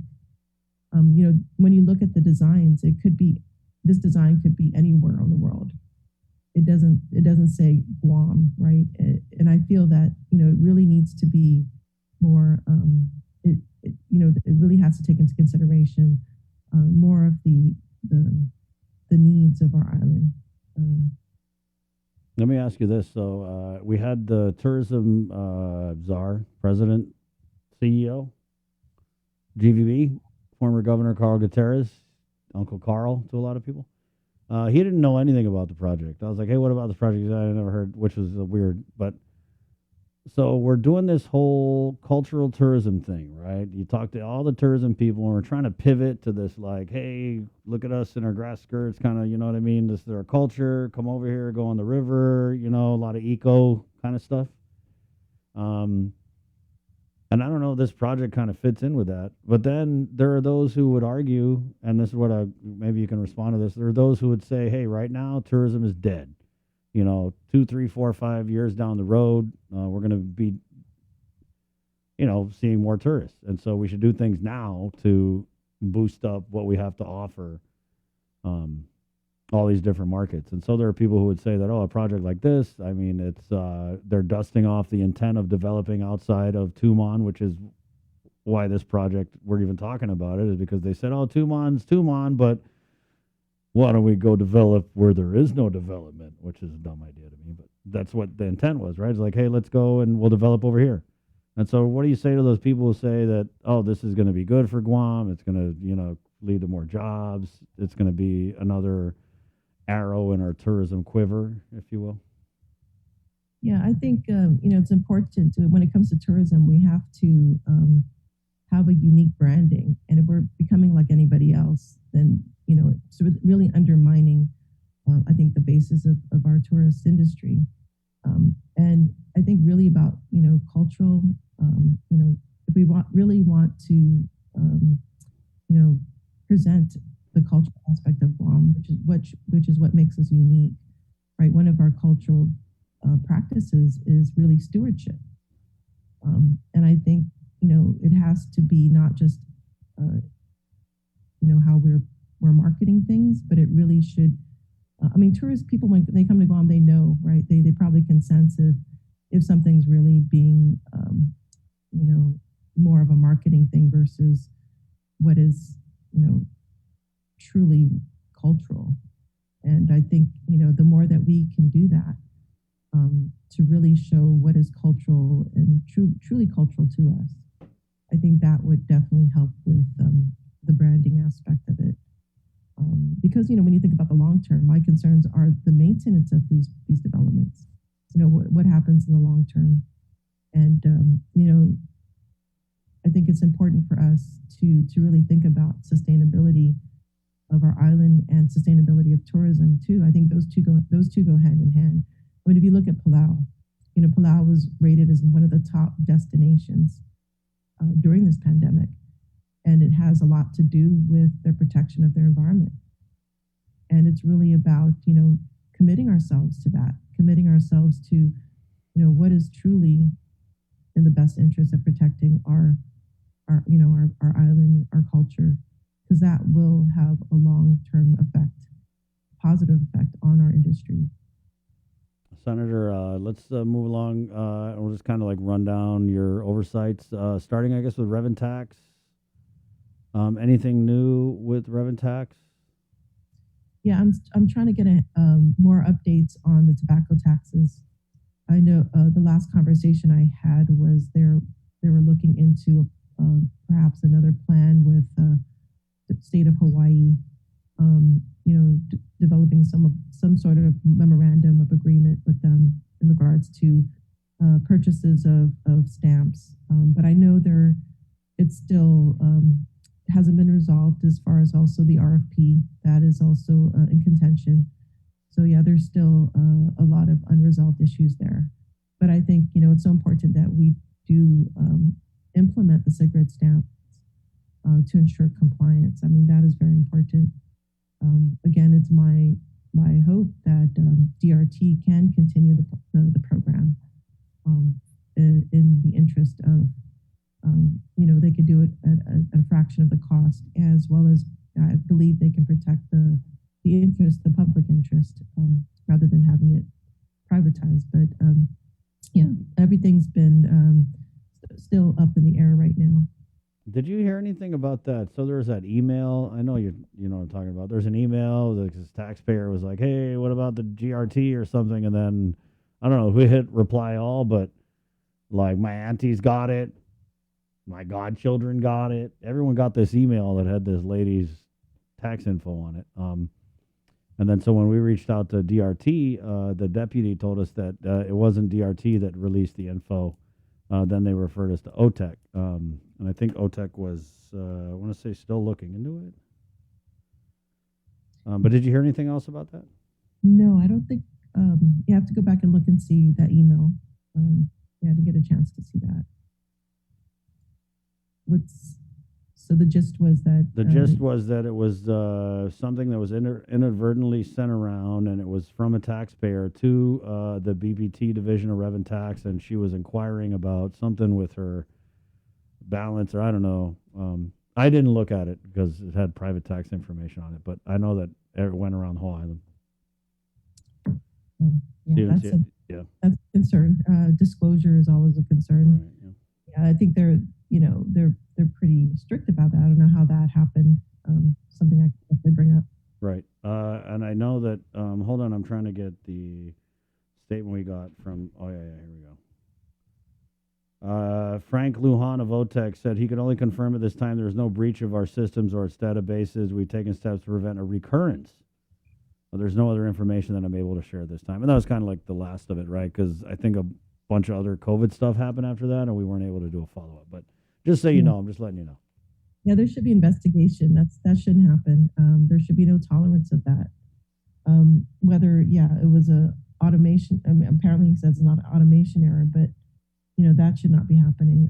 I think, my concern too is the training. So if they're bringing in new people, are they properly trained about disclosure laws? Yeah. And so, attesting to that you received the training is not enough. There has to be a follow through with that training. So yeah, the experienced ones, I could see them being very, very protective. But the new ones, I think, my concern is if there's a proper onboarding as far as disclosure. Yeah. I mean, I think they had a deputy director who used to be a DRT that had his own issues with disclosing private tax information that I'm not sure was ever resolved, but he's moved on. 931. What about Department of Labor? Department of Labor, I know they're dealing with the appeals and the waivers right now, the overpayments. I don't have any updates as of now, but I am working with hoping to expand apprenticeship programs. That's one of my focus. Is one of the ways that we can help rebuild the economy here in Guam is through our workforce development. GSA, procurement.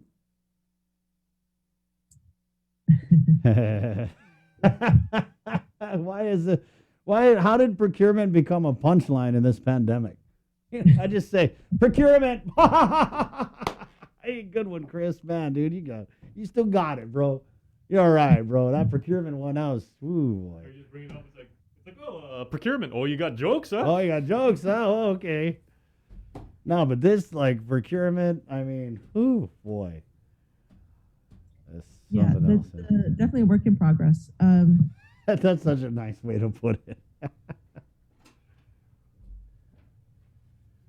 Well, I mean, it's nice to see that, some agencies are turning in their reporting for sole source, emergency, and small purchases. I'm not seeing it from all agencies. I think that's good. That needs to be improved upon. I do appreciate a lot of the attention on it. I think it's one of those things that really needs. It's a complex issue, many working parts. It needs to be addressed. So I think little by little, hopefully we can make these changes that are going to make procurement not make it not a punchline anymore, basically. Yeah. So. Yeah. Did you see that I don't know if we talked about this. Did we talk about the public auditor's 2022 work calendar? One of the audits he's going to do is a GovGuam-wide audit or some type of audit on sole source emergency procurement with GSA. Yeah, no, I appreciate that. I think because there's a lot of attention on that because these are the non-competitive contracts, which can cost the government a lot of money. So I think the more that we, use the competitive methods, the better off for, for everyone all around, from government to, the local vendors. We at this time, I think it's better to establish these practices where we can utilize very precious dollars so that we can direct this money towards the areas that are much needed, from our health to education and safety of our people, as well as, how to, anti-poverty. We really need to address a lot of the issues in our community regarding the cost of living. So how can we use this money better rather than paying these, premium for services and goods that the government needs? So yeah, ultimately that's what I'm working at. Yeah, I mean, you're very consistent, Senator, the things you say on this show when you talk about above-step recruitment, when you talk about procurement. I notice that you always kind of wrap it up with a little bow that says, hey, taxpayer dollars precious. We need to make sure we're getting the most bang for our buck across the board, whether it's procurement or personnel. So I appreciate the consistency. Yeah, it's definitely something that needs a lot of work, and I'm committed to making the changes. Anything in closing, Senator? No, just thank you so much, and everybody be safe out there. Please practice social distancing, face masks, and protect yourself and protect your family. I think this is really an important time that we need to look out for each other. Oh, one last thing. So we're getting Senator Rogel on tomorrow about mandatory trash service. There was we did something. We posted something on our Instagram, Jay, and it was about illegal dumping, and we were talking about people getting trash service, and they had come out with a stat where it was like 40% of residents. Sorry. Yeah, let me pull that up real quick. Yeah. It was basically like there's a crazy amount of people who aren't getting trash service. Yeah, I think it's even more than a third. Yeah, well, I'm gonna get it, TJ. Yeah. So I know there was roughly about 19,000 who are on trash service. If you compare it to the numbers with, let's say, Guam Water Works, there's about 30,000 customers. So there definitely could be an increase in the number of household clients. Right. So it's 44% of island residents are not paying for residential trash collection. A plan is in the works to change this. Go ahead. Yeah, I do support the island-wide collection service, and I've been studying this for the past term and this term to figure out a way to help mitigate some of the cost. That's one of the concerns is the lifeline cost, and I'm still trying to figure out how we can subsidize that. Of course, as you increase the number of customers, it helps spread the cost as well. But I think this is one of the tools to address illegal dumping, is to ensure that there is collection. So that's one of the reasons why I do support trash collection for all households. Right. There were comments though, I agree. There were some comments where people were saying, "Hey, not everyone who doesn't get trash service is trashing the island." I go to the dump. I don't pay 90 something, whatever it is. It's like over $100. I pay 15 when I go to the dump. And, I'm not illegal dumping. I don't know if I'm contributing to the problem. I'm using the option that's available that works for me. We don't make a lot of trash, to me, and it's at the cost. I'm not willing to pay, over $100 or whatever when I'm not even going to make that much trash, and I could do it for 15 down the road and I stay next to the dump. So am I a bad guy? No, we appreciate those responsible citizens that are properly disposing of their trash. And in fact, Chairman Gale was mentioning that he believes that a lot of the people that are not on the trash service are piggybacking. So they're utilizing their neighbor's trash or the office trash. So that's what they think is happening. But yeah, you're right. It's not accurate to say that it's it's not all people not on service are illegal dumping, but it is a contributing factor to it, that some people out there may be involved in directly or indirectly, right? They may be hiring somebody that is not properly disposing of the trash. So, You know what was in the comments too, Senator? Is a lot of people who pay for solid waste services were saying that their recyclables haven't been picked up in over a month, and there's a delay with the recyclables. So I don't know if that's something you want to look into. yeah, and I'm working on a bill to address that, and hopefully it'll be out this either next month or this month to help assist with the recycling. But ultimately, I think the problem is, the Basel Convention internationally. It's really about countries that are able to accept plastic. So plastic has become one of those, waste products that have been more difficult to export. And the U.S. is not part of the Basel Convention, but it does affect our ability to transport this waste to other countries that have signed on to it. So it is we, in addition to finding international collectors, I think we have to really think about minimizing the plastics coming into Guam.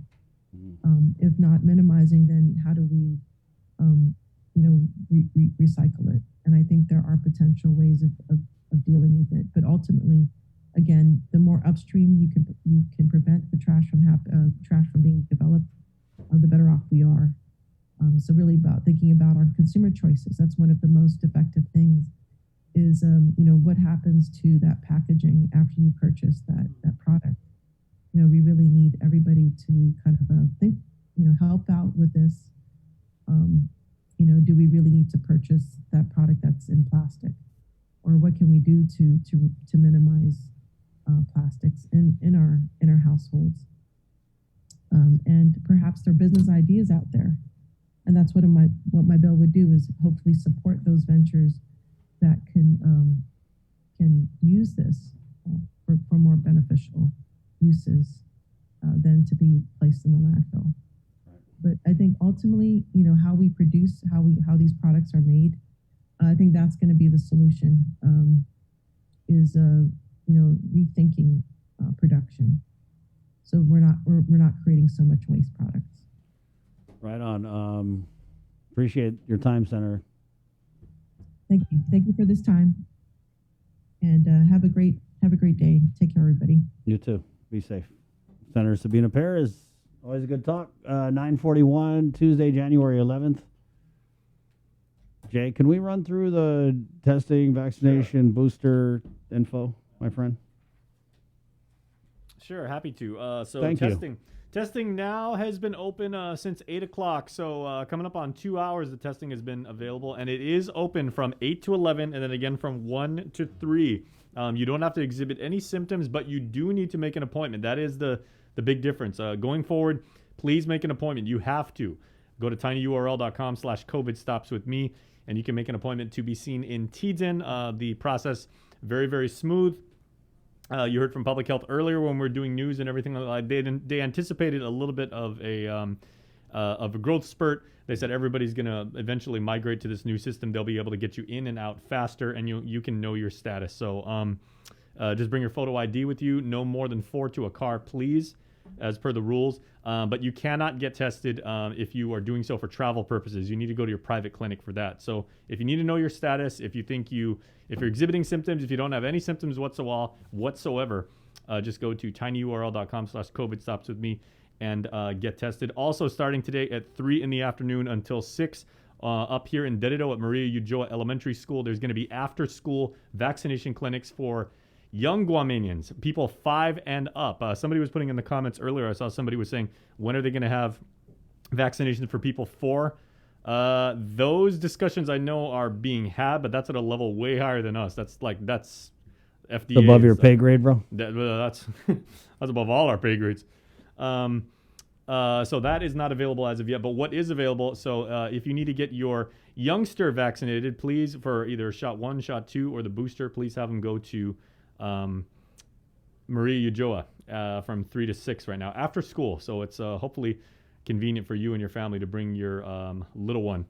So today it's going to be at Maria Ujoa. Tomorrow is at Dio Perez. Yeah, thank you. Tomorrow is at Dio Perez, and then Thursday I believe is at also up here. We had a comment here. Finnegodson Elementary on Thursday. Yeah, thanks, Jake. Angelin Castro Iglesias comments, what can we do if we have not gotten results? Angelin, are you talking about you went to public health to get tested? The CDC advises that you light a candle. Is that CDC stands for Catholic Dominican Charity? Or The CDC said light a candle, girl, and don't hold your breath. Procurement. Yeah. So usually if you haven't gotten your results, TGen. So you went to TGen, you haven't gotten your results. Well, if you left your contact information and all that, I don't know what to say other than they will be in touch. Okay, and then Angie, did they tell you about the two? There are 2 ways that you could get your results electronically. They say here there's a new system that they brought online called Simple Report.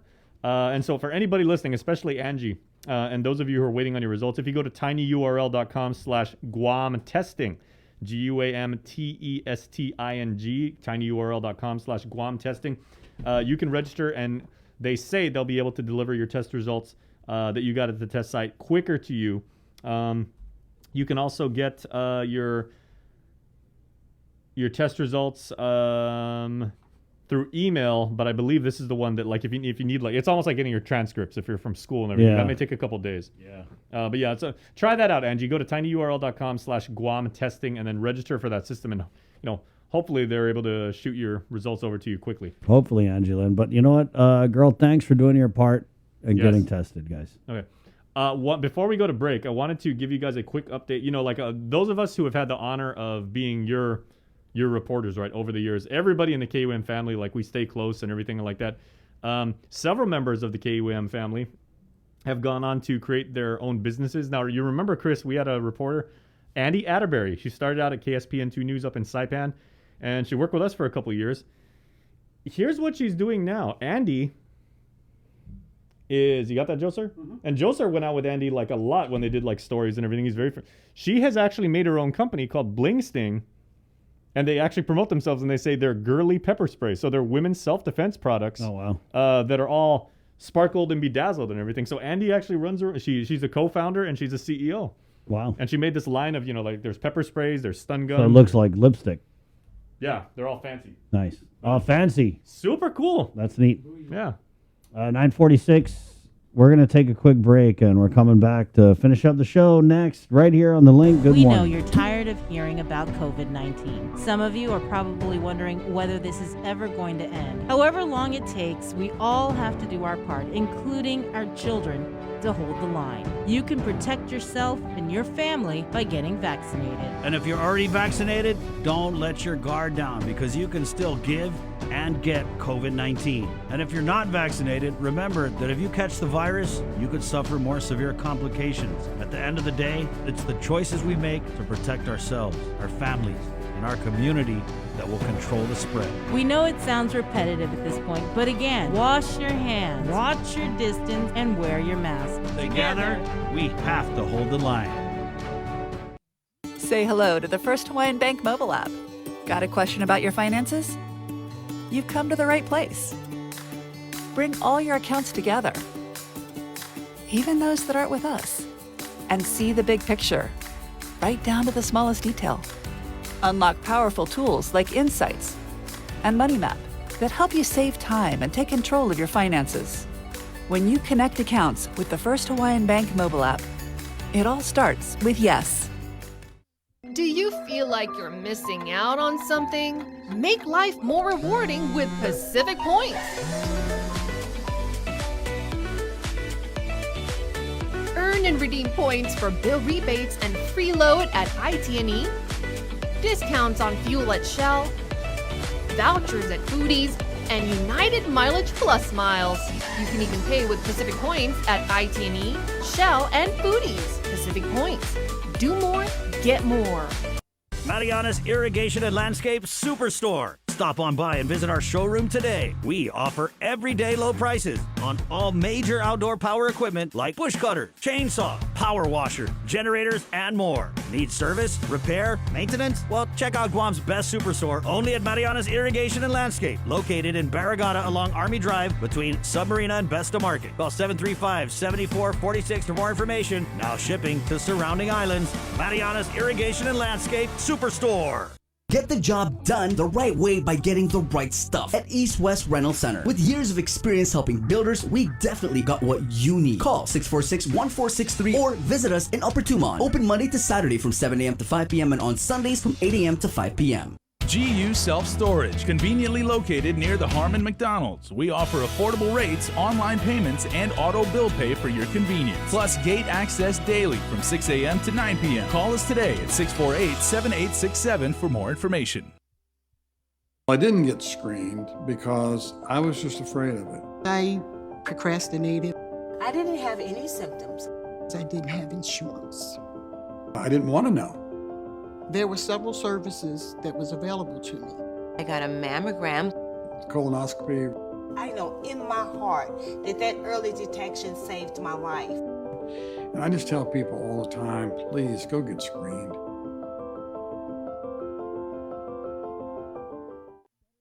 Uno Mixed. We're mixing it up on the last Thursday of every month with a look at lifestyle, entertainment, food, and so much more on the stations, networks, and digital platforms of KUAM Communications. Uno Mixed is presented to you by Docomo Pacific, Better Together, and Pepsi. That's what I like.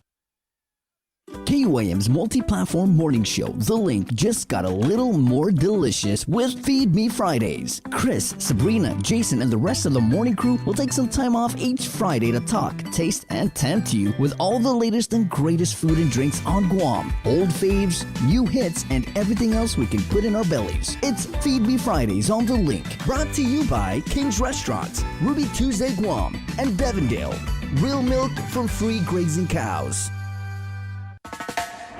Pacific Matters is a half-hour news, culture, and lifestyle show focused on issues that impact Guam, the Northern Mariana Islands, and the larger Pacific region. Join Tomas Magonia every Monday to discuss politics, trends, and take a deep dive into the issues changing our island home, because what happens in the Pacific matters.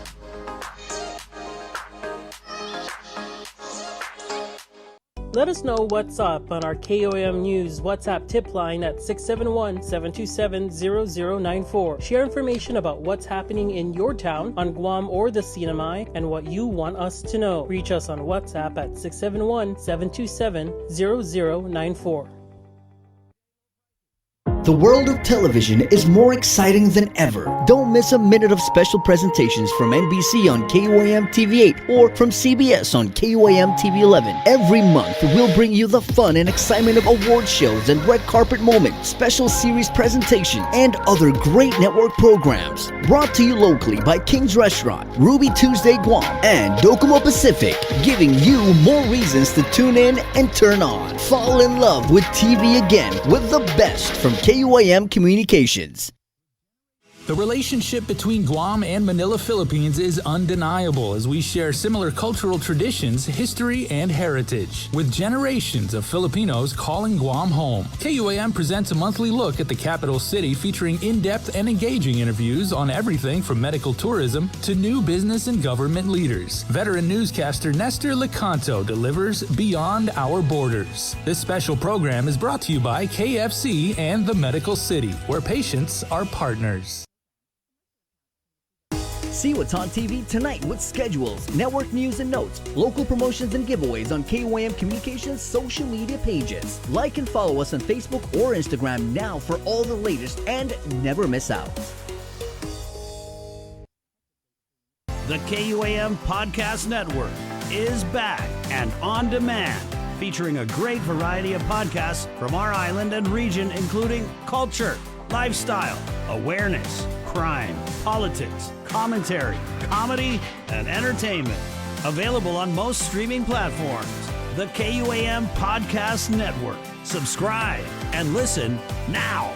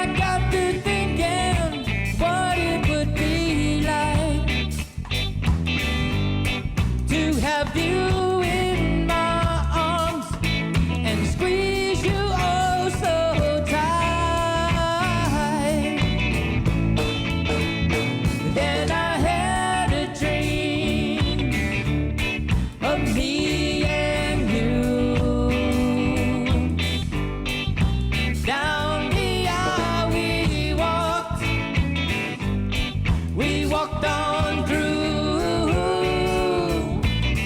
Yeah, this is a great wedding song. If you're going to get married, though, don't do it. Do not get married right now because there's a bad surge of the Omicron. And trust me, it's just going to lead to, our marriage was cursed from the beginning. We got married in a surge. What did you expect? Good morning. 9:55 right here on the link. Pacific Points, Cabo Enterprises, ITN and Jack in the Box. Maria Ulloa is, they're having their, this is pretty interesting to me because they're doing their after-school COVID-19 vaccination clinics. This is for kids ages 5 and over. Today, it's 3 to 6 p.m. at Maria A. Ulloa Elementary School. Walk-ins welcome. Minors must have birth certificate. Parents must have government-issued photo ID. Curious about the response to these after-school COVID-19 vaccination clinics because I'm not so sure, just from the people we've had on the show and, my own opinion, I don't know if it's the accessibility, falling over ourselves to put these shots where the parents are, where the kids are.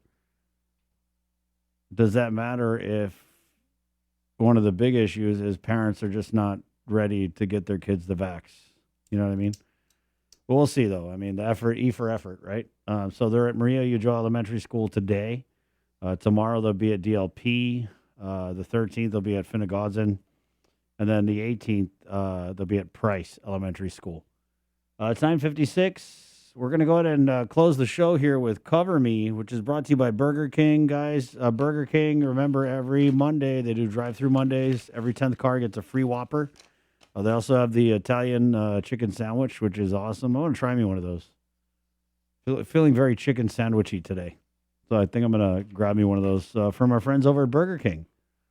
It's also brought to you by Docomo Pacific. Good job today, Jay. Thank you. Good show, man. Lots of stuff. Thank you. What you got going on today? We're working. Tomas is working on that big story about the car score, so you guys really want to stay put to that. And he is going to incorporate your feedback. So today's daily question is: how do you feel about the car score? What do you think should be done about it? How much have you used it? So we would love to hear your comments. So please add them to the conversation. Yes, that's our daily question. You can find it on the social media networks of KUAM. Also today, Roll Tide. There you go. That's what you got going on. Yeah. Jay's been trying to get through this show to get to that game. I'm trying to wrap up so I can catch some snaps. Okay, it's 9:57. Again, we're leaving you with Burger King's Cover Me. It's also brought to you by Docomo Pacific. For Sabrina Salas Mantanani, who's off island. For Joe Sir, Jason Salas, this has been another episode of The Link. My name's Chris. Esta. Adios.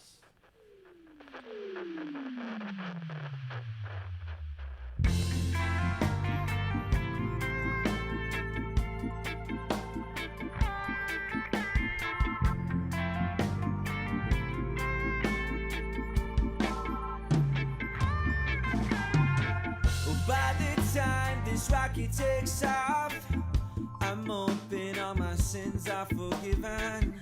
Through this shine, and when it wears off, you realize what you're missing. If I find the skies are his promise, I think I'll keep my heart among the stars.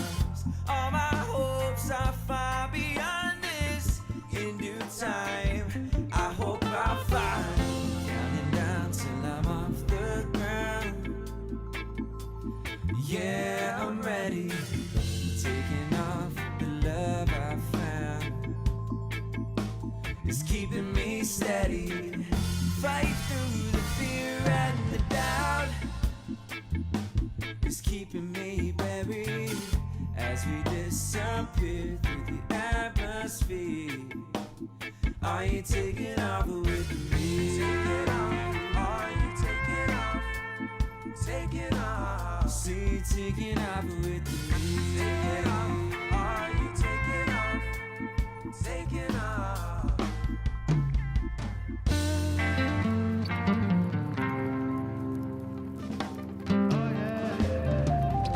So one way all day, ticket to the farthest corners of the universe, where the heart is, but are we set in stone like Medusa, or race through the cosmics like Hayabusa? Oh, the satellites signaling us onward. At night I hear it calling like a songbird to come home, get your feet back on the ground. But these lights and energy, there's something in the sound, got me wanting more. The feeling that we found when we close the door, and there's no looking back now. So just get up and try it. Never deny it. It's the time that we ignite it. Oh, are you taking off with me? Counting down till I'm off the ground. Yeah, I'm ready. Taking off the love I found. It's keeping me steady. Fight through the fear and the doubt. It's keeping me buried as we disappear through the atmosphere. Are you taking off with me? Are you taking off? Taking off.